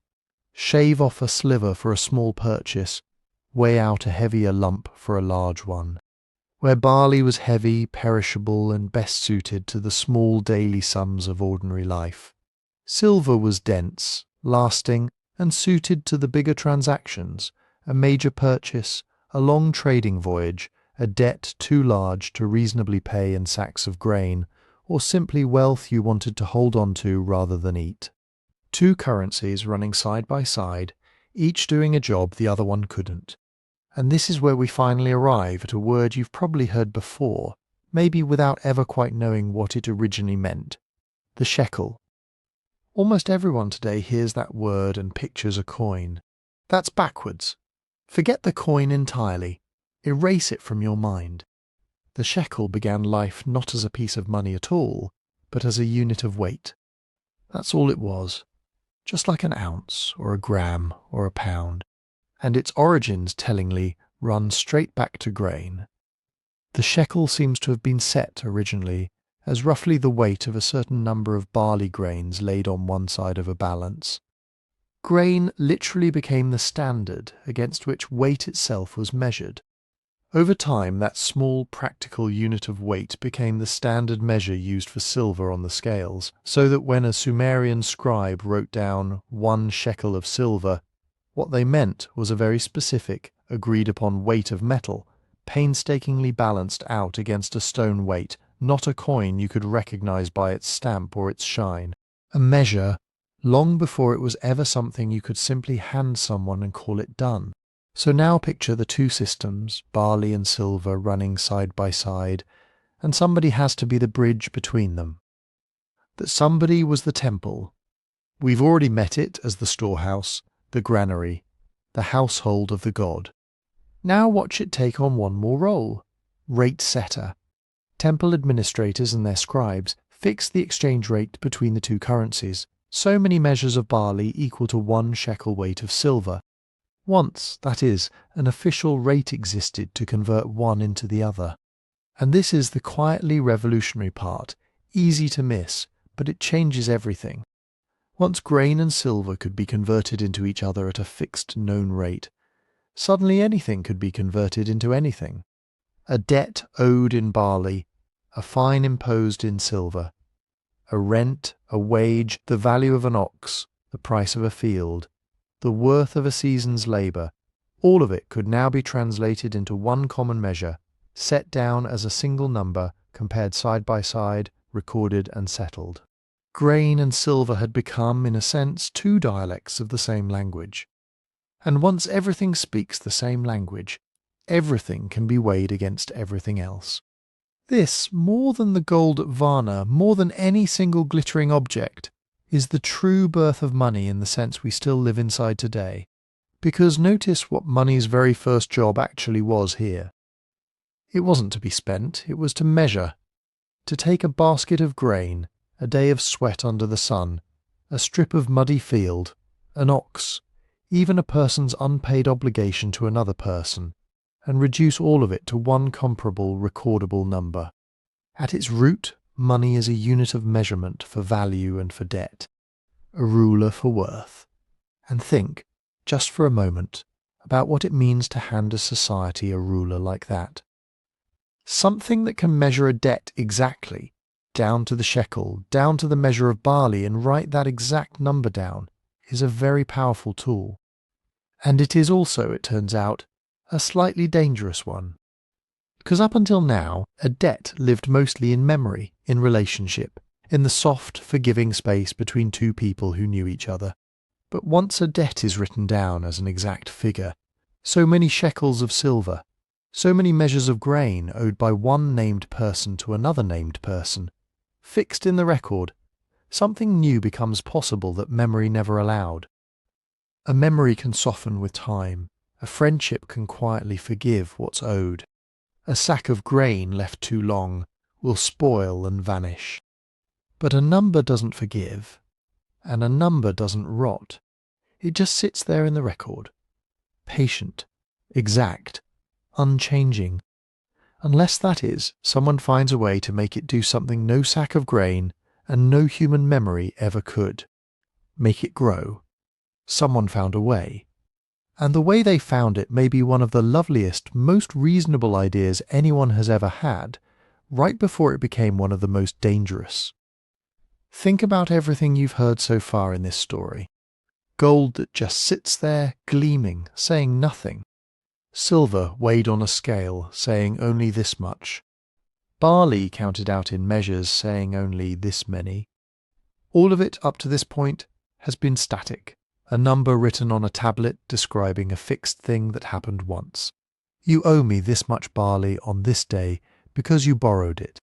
The number doesn't change. It just waits to be paid. And then somewhere in the temples and storehouses of Sumer, someone had an idea that changed the entire shape of the future. What if the debt itself could grow? Not because you borrowed more, not because you received some new kindness or some extra sack of grain. Just because time passed. Sit with how strange that actually is. You borrow 10 measures of silver. A season goes by, and now, without anyone handing you anything new, without one more grain crossing from their hand to yours, you owe 11. Another season, and it's 12. The number is increasing while you sleep, while you are out in the field, while you've forgotten the loan even exists.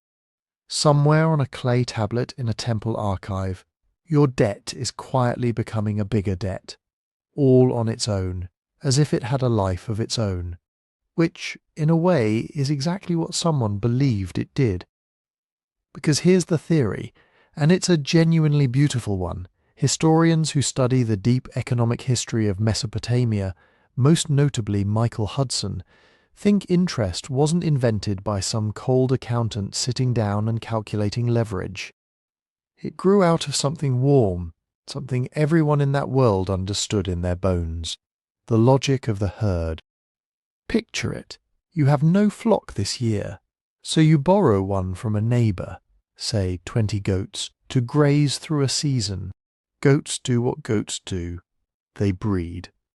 By the time the season ends, your borrowed flock of 20 has become a flock of 24 or 25, because kids were born while the animals were in your care. Now think about what feels fair when you return them. You didn't just hold 20 goats safe and hand back the same 20 goats. The flock itself worked in its own animal way and multiplied while it was in your keeping. So it feels only right, not exploitative, not cruel, simply honest, that when you give the flock back, you give back a few of those extra kids along with it, not as punishment, as the natural yield of a living thing. The same logic applies to a measure of seed grain. You don't plant one seed and harvest one seed. You plant one seed and, if the season is kind, you harvest 20 or 50. Living things multiply. That's simply what they do. So a loan of living, growing things returned, with increase, wasn't a trick.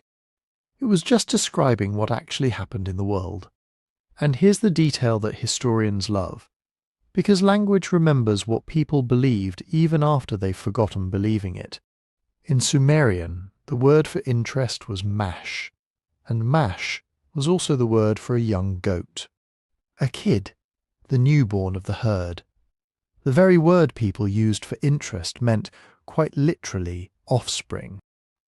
When a Sumerian farmer spoke of the interest owed on a loan, the word coming out of his mouth was the same word he'd used to point at a brand new baby goat wobbling on its legs in the pen. Interest wasn't dreamed up as an abstract financial mechanism. It was imagined at its origin as birth, as the natural birth rate of wealth itself. It's almost tender when you think about it that way. Debt growing like a living thing grows. A loan returning richer because life itself had been busy while you weren't looking. But here's where the story turns, and turns hard. A flock breeds, and then it stops. There's a ceiling. The pasture can only feed so many animals. The does can only bear so many kids in a season, and eventually they age, and the herd's growth levels off, generation by generation, bounded by grass and water and the simple biology of goats. A field is the same. You plant, it yields, and then the land needs to rest or it exhausts itself. Living increase in every case is self-limiting. Nature puts a ceiling on how much more life can make. Silver has no such ceiling because silver has no life in it at all. You already know this. A weight of silver is dead metal, inert. It sits in a scale exactly as it sat the day before. It cannot bear young. It cannot yield a harvest. Left alone for 1,000 years, a shekel of silver produces nothing. No lambs, no grain, no offspring of any kind. It is, in the truest sense, barren. And yet, once someone began charging interest on silver using the exact same word, the exact same logic of mash, the exact same expectation of natural increase, the debt kept growing anyway, as if the silver itself were somehow breeding quietly in the dark of the storeroom. Except nothing was breeding. Nothing real was multiplying anywhere in the world. Only the number was multiplying, the metaphor of the herd, a metaphor that had once described something true and biological and self-limiting, had been bolted onto a substance that could do none of those things. The number grew, the world underneath it did not move an inch, and it got worse, because these debts didn't just grow, they compounded. This is the part Sumerian scribes were actually trained for.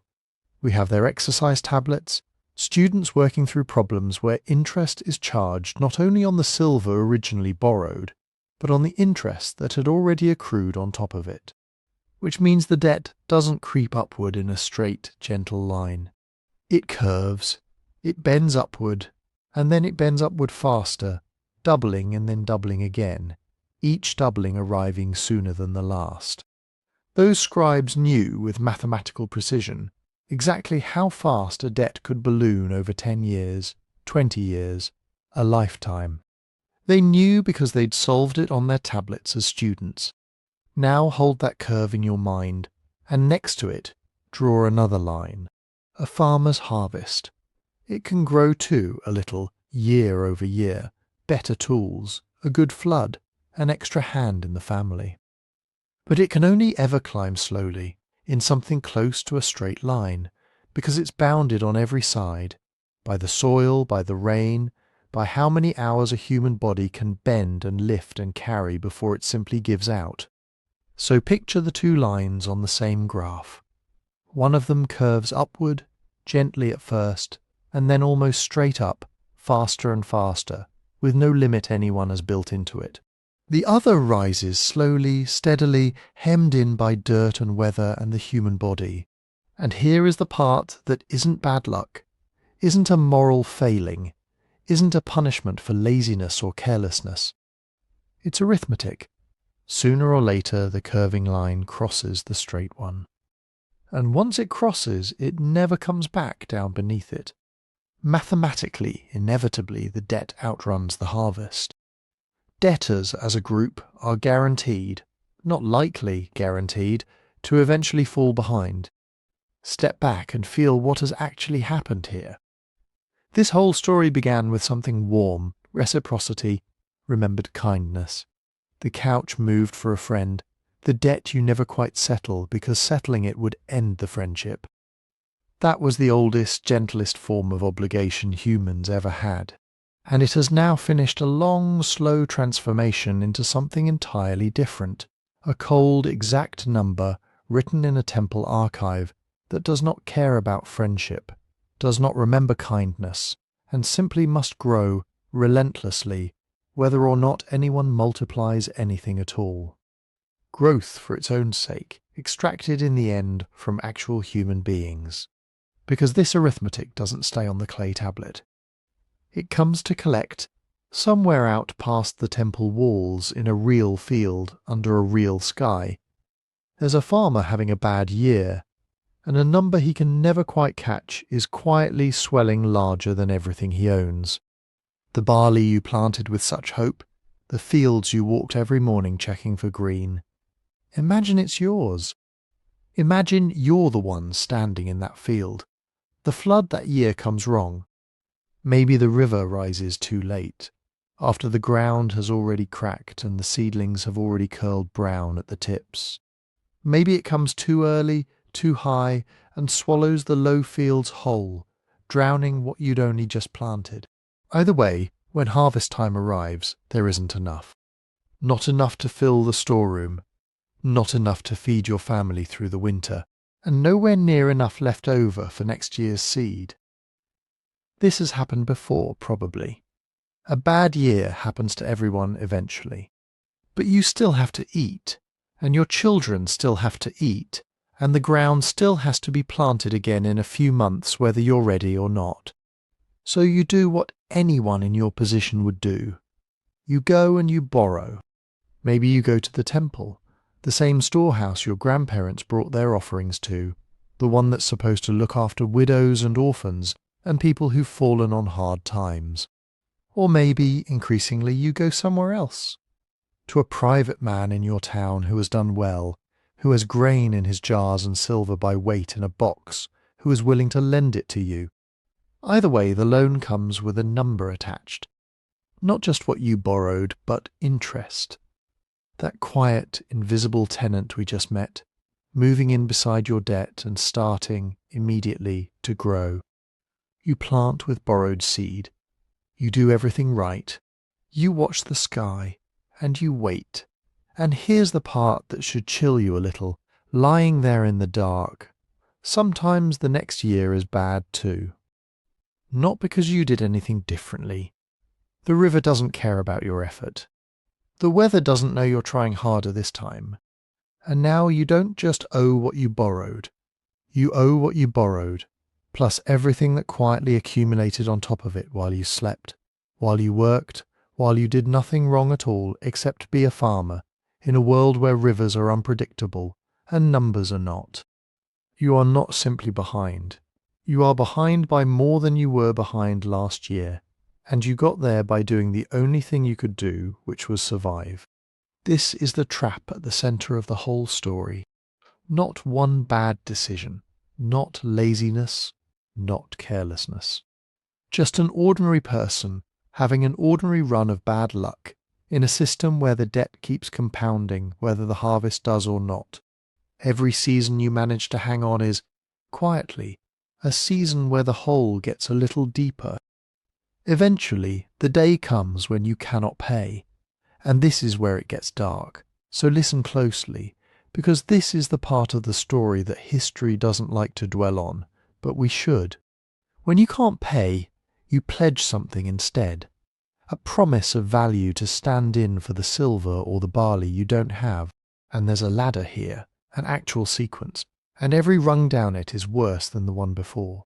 First you pledge the harvest that hasn't even grown yet. Next year's barley, still just a hope in the soil, is already spoken for before a single stalk breaks the ground. You are farming now for someone else's benefit before your own. If that isn't enough, you pledge land. The field itself, the one your family has worked for generations, the one your name is tied to, passes on paper into the creditor's hands. You might still walk it, you might still plant it. But it isn't yours anymore. If that isn't enough, you pledge the ox. And this one matters more than it sounds like it should. An ox is not just an animal, it's the difference between ploughing a field in days instead of weeks, between farming enough land to actually recover and farming just enough to barely survive. Lose the ox, and you haven't just lost property, you've lost your ability to ever climb back out. It's less a debt payment than a trapdoor, and if even that isn't enough, and for some families it wasn't, there is only one thing left to pledge. People, your own children, a daughter sent to work in the creditor's house, spinning wool, grinding grain, serving a family that isn't hers. Her labour now the currency that pays down what her father owes. A son sent the same way, and if that still isn't enough, you, your own body, your own hands, your own labour, signed over to work off a number you can no longer see the bottom of. Sit with that for a moment.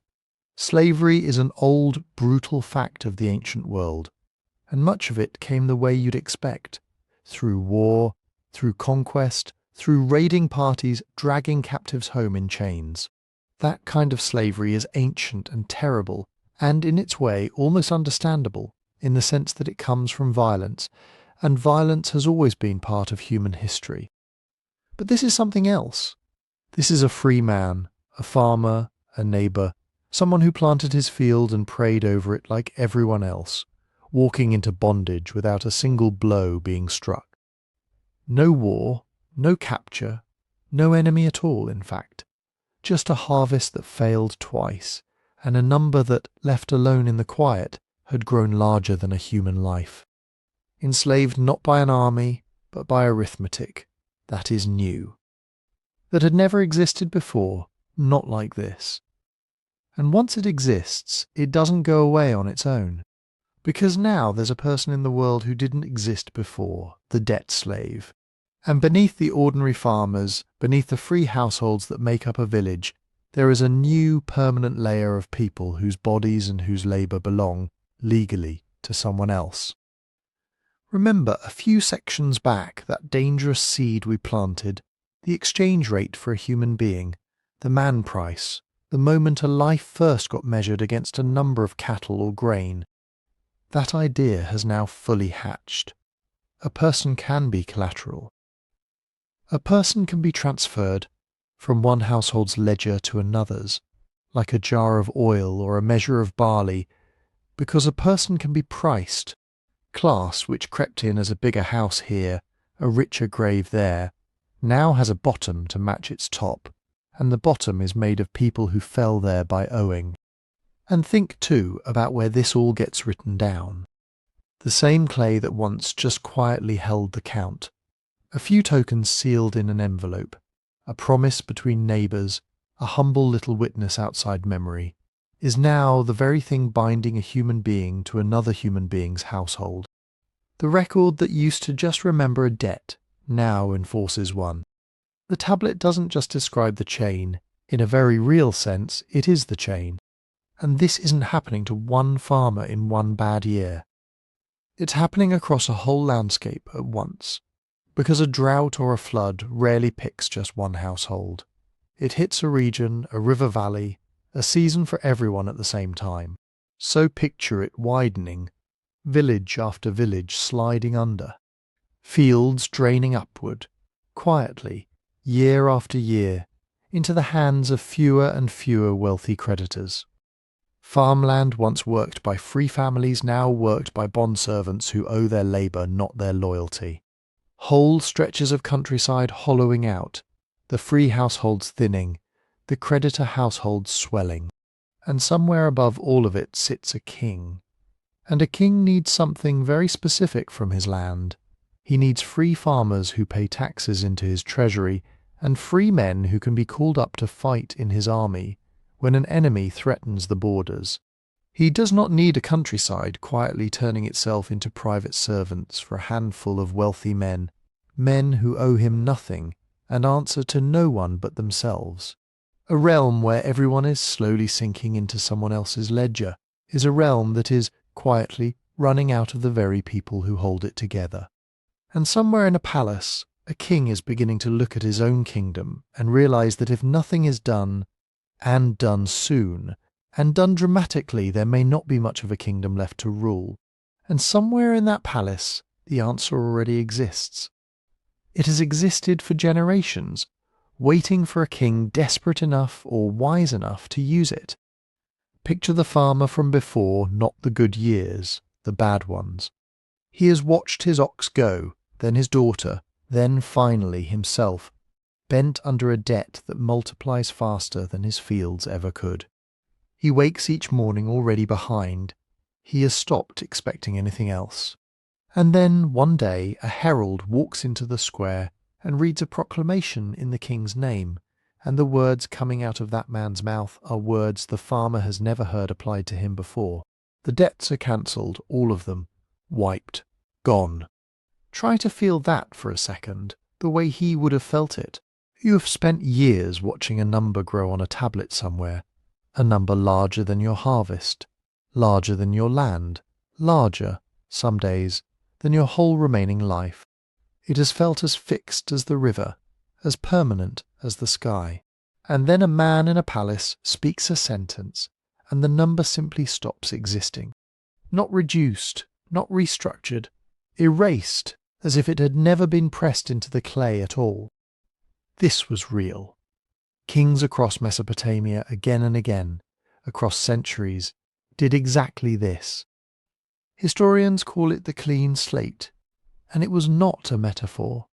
When the debts of ordinary farmers had piled up past the point where the kingdom could bear it, a king could issue a decree, sometimes at the start of his reign, sometimes in a special year set aside for it, and with that single act, undo years of quiet ruin. The backlog of personal and agrarian debt, the grain loans, the silver loans, the interest compounding season after season, all of it cancelled at a stroke. But the proclamation did more than erase a number. It reached into actual households and pulled people back out of bondage.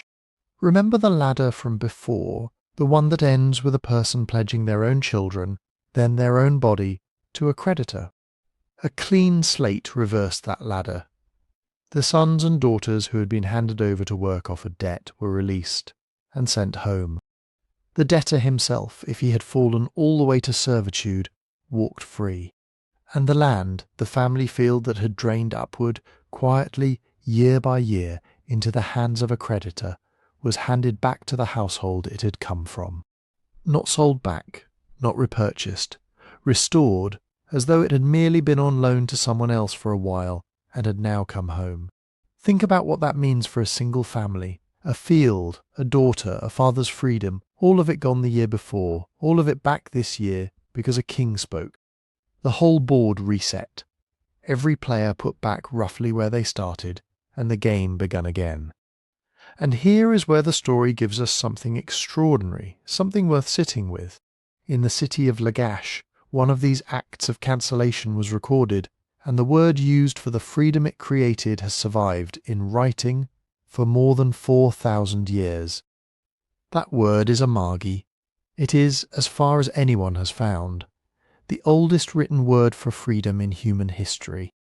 Before any philosopher wrote about liberty, before any nation declared it, before the word ever meant anything to do with speech or belief or government, it meant this.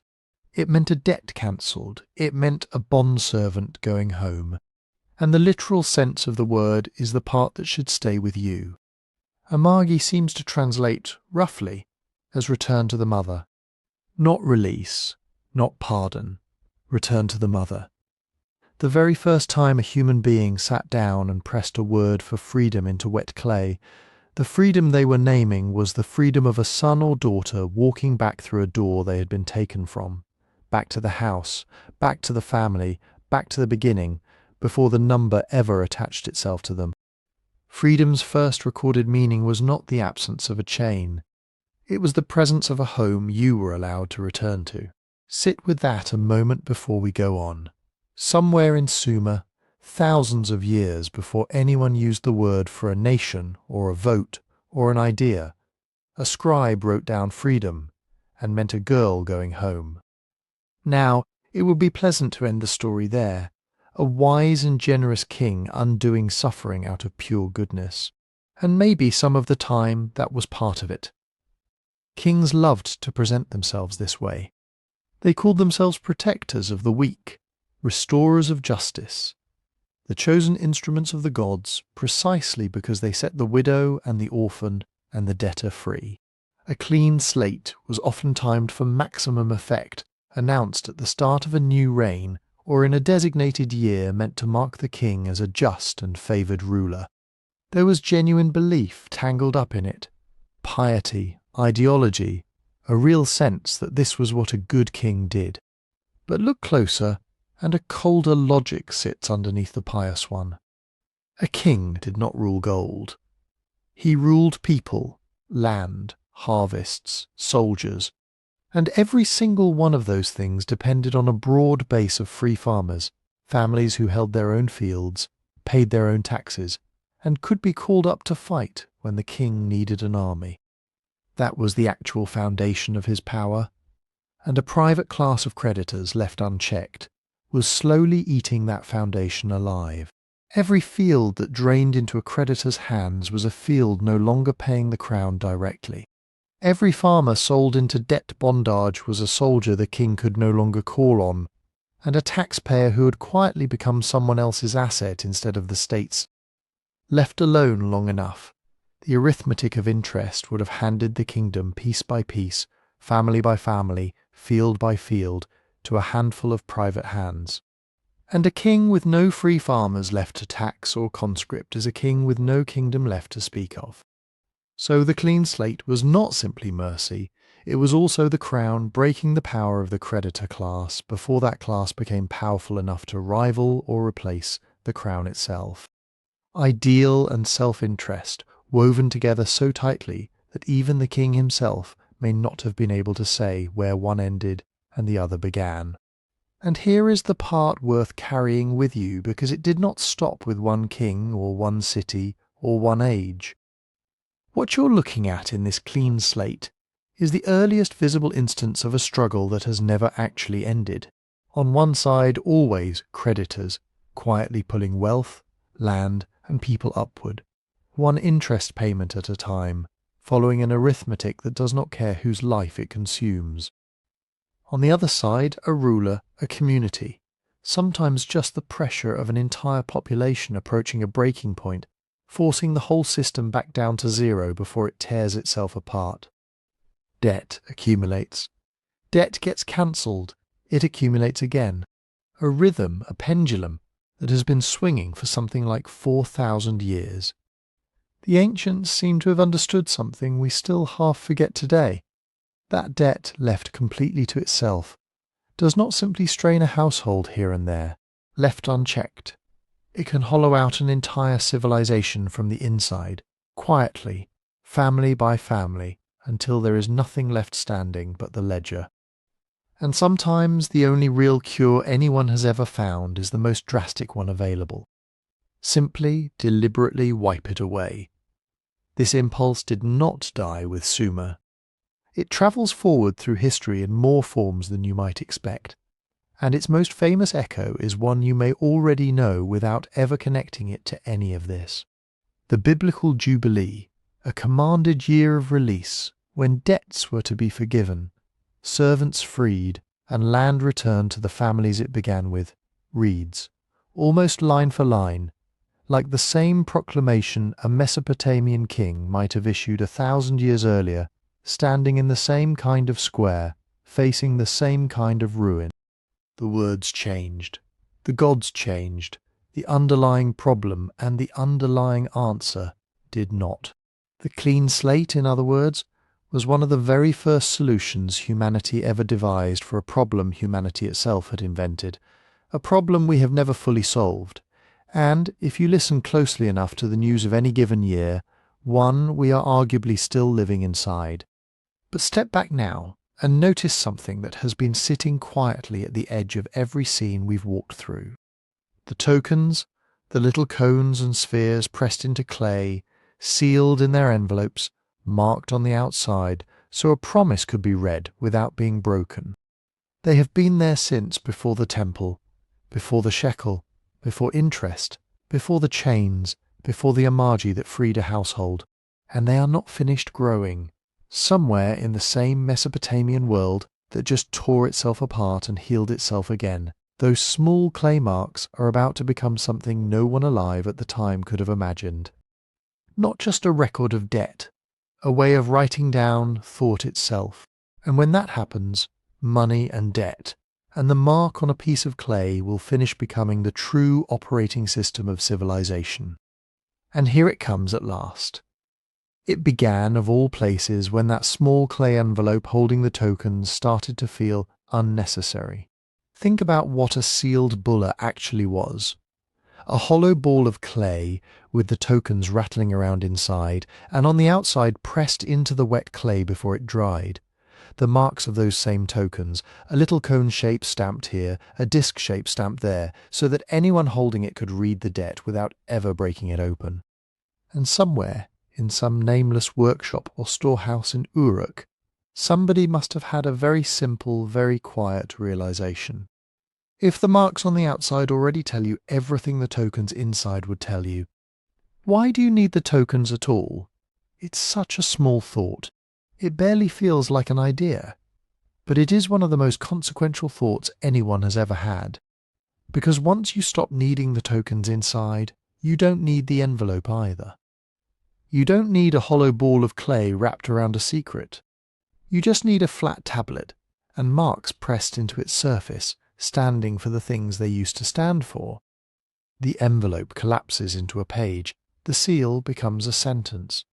And slowly, over generations in Uruk and in cities like it, those pressed and scratched marks stopped being little pictures of tokens and started being something else entirely. Signs, symbols that could be combined, repeated, arranged in order, to say more than any one clay cone or disc ever could on its own. Somewhere around 3300 BCE, give or take a century or two, that slow drift became something new. Cuneiform, wedge-shaped marks, pressed into wet clay with the cut end of a reed, line after line, tablet after tablet. The first true writing anyone has ever found on this earth. Sit with that for a moment, because it is stranger than it sounds. Writing. The thing that would one day carry poetry and prophecy and philosophy and love letters across 1,000 generations did not begin as any of those. It was not invented so someone could write down a myth, or praise a king, or record a prayer to the gods of the storehouse. It was invented to keep accounts. The mark that would eventually become the letter, the mark that would one day spell out sacred texts and epic poems and your own name, began its life as the mark that said 6 measures of barley, owed, not yet paid. And here's the part that should genuinely unsettle you in the nicest possible way. We have the tablets, thousands of them, dug out of the mounds of Uruk and Ur and Nippur, and archaeologists have read what the very earliest ones say. Not myths, not hymns, not history, receipts, ration lists, inventories, tallies of grain, jars of beer, head of livestock, days of labour, records of who delivered what to the temple and who the temple owed rations to in return. Column after column of quantities and names, the exact same kind of information those little clay tokens used to carry, now carried by signs instead of shapes. Literature comes later. Law codes carved in stone come later. The great myths of gods and floods and heroes written down as stories to be read aloud, later still, by centuries. Humanity, it turns out, did not learn to write so it could remember its stories. It learned to write so it could count its grain. Only afterward, only once the tool already existed, did anyone think to turn it toward memory and prayer and myth and law. The ledger came before the poem. Let that sit there in the dark for a second. Every book you have ever loved, every letter anyone has ever written you, every word on every page you will ever read, descends from a mark that was invented to track a debt. So now look at everything this story has built, piece by piece, section by section, and notice something. None of it was really separate. There was the surplus, grain that could be grown beyond what one family needed, and unlike a fresh kill or a wild fruit, could sit in a jar and wait. There was the storehouse, the temple, the place that surplus flowed into and back out of, a fixed point around which a settlement could organize itself. There was the record, first tokens, then signs pressed into tablets, that kept track of what had come in and what was owed. There was the shared measure, barley and silver, the shekel, that let very different things, grain and metal and land and labour, all be converted into a single comparable number.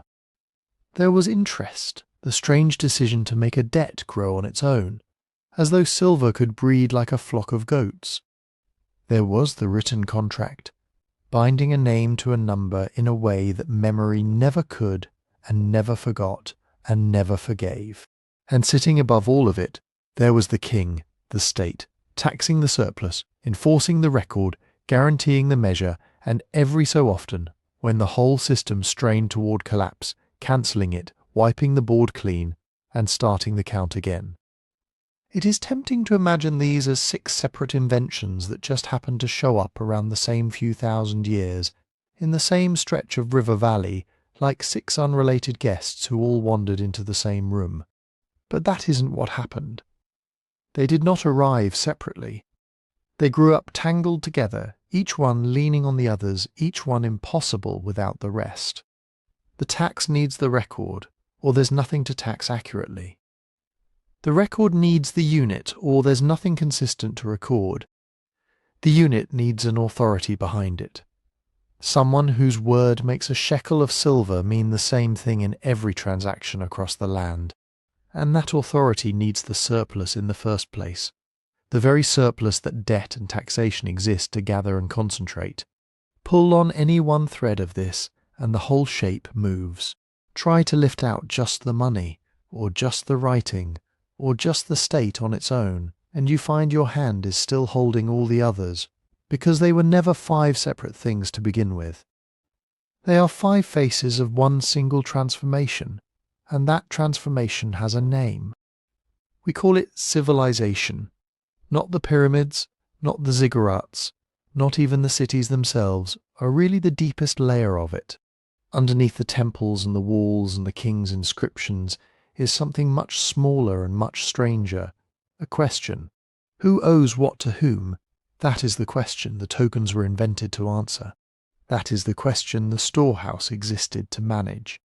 That is the question writing was first put to use to record, that the shekel was invented to measure, that interest complicated, that the clean slate periodically had to reset. Civilization, in a very real sense, is what grew up around the attempt to keep answering that one deceptively small question, at a scale too large for anyone's memory to hold. And you are still living inside the answer. Every time you glance at a bank balance on your phone, sign your name at the bottom of a contract, hand over money for a price someone else fixed, or feel the quiet weight of a debt you're still paying down, you are using tools whose deepest logic was worked out by anonymous hands in the river mud of Mesopotamia 5,000 years ago. The technology has changed almost beyond recognition. Clay became papyrus, became paper, became numbers on a screen you'll never touch. But the idea underneath it, the idea that a person's obligation to another person can be turned into a number, recorded, measured, and made to grow, has barely changed at all. We are still keeping the count. We just don't notice the clay anymore. So now you've seen the whole machine, end to end. A memory that became a mark that became a sign that became the operating system of the world.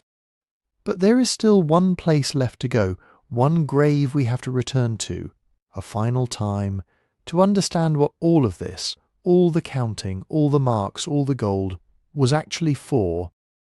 Back to the shore of a cold, grey sea, and a man who was buried like he was worth more than everyone around him combined. So we go back, one last time, across all the miles and all the years, to that trench near the Black Sea, to the man laid out in the earth with nearly 1,000 pieces of gold. Grave 43. The place we started, except now you arrive carrying everything the journey gave you, and the grave has quietly changed while you were away. It looks the same. The gold still gleams, but you can no longer see it the way you saw it at the beginning. Because at the beginning it was easy to think the story was simple. Here is a powerful man, and here is his gold, and the gold is the proof of his power. The metal made him great. That's the way it looks. That's the way it's meant to look. But turn it over now, with everything you know, and you find that the truth runs exactly the other way. The man was not powerful because of the gold. The gold was powerful because of the man, or rather, because of everyone standing around the grave. Think about what actually had to be true for those objects to mean anything at all. A soft yellow metal you cannot eat, cannot plant, cannot forge into a blade, has no power in it whatsoever unless a whole society has already decided, together, in advance, that the person wearing it stands above them. The gold did not create his rank. His rank already existed, in the minds of every mourner at the graveside, in the hands of the smiths who hammered the sheets, in the children who would grow up knowing which family you lowered your eyes to. The gold was only the visible echo of a ranking that was already there, a picture of an agreement that had already been made. That is the quiet, devastating thing at the bottom of this whole story. The value was never in the metal. It was never in the barley, or the silver, or the shekel, or the number pressed into the clay. The value lived in the space between people, in the shared agreement. Remember what we said so many miles ago about gold, that money is a story everyone quietly agrees to believe at once. Grave 43 is that story made solid. When they closed the earth over him, they did not bury a man wrapped in a fortune. They buried a man wrapped in 1,000 small pieces of belief. Belief that he was more. Belief that the others were less. Belief so total and so shared that it outlasted his body, his name, his language, and 6,000 years of silence, and it was still glowing on a tractor blade in 1972. And once you can see that in the grave, you can see it in the whole long road that led here. Let the whole thread gather in your mind now, gently all at once. Money began as a memory, nothing but the soft human sense of who had helped you and who you owed. Then the memory grew too heavy to carry, and it became a mark, a little cone of clay pressed into an envelope, a witness that would not sleep or forget. Then the mark became a weight, a measure of barley, a weight of silver on a balance, a shekel, a ruler laid against the worth of the world.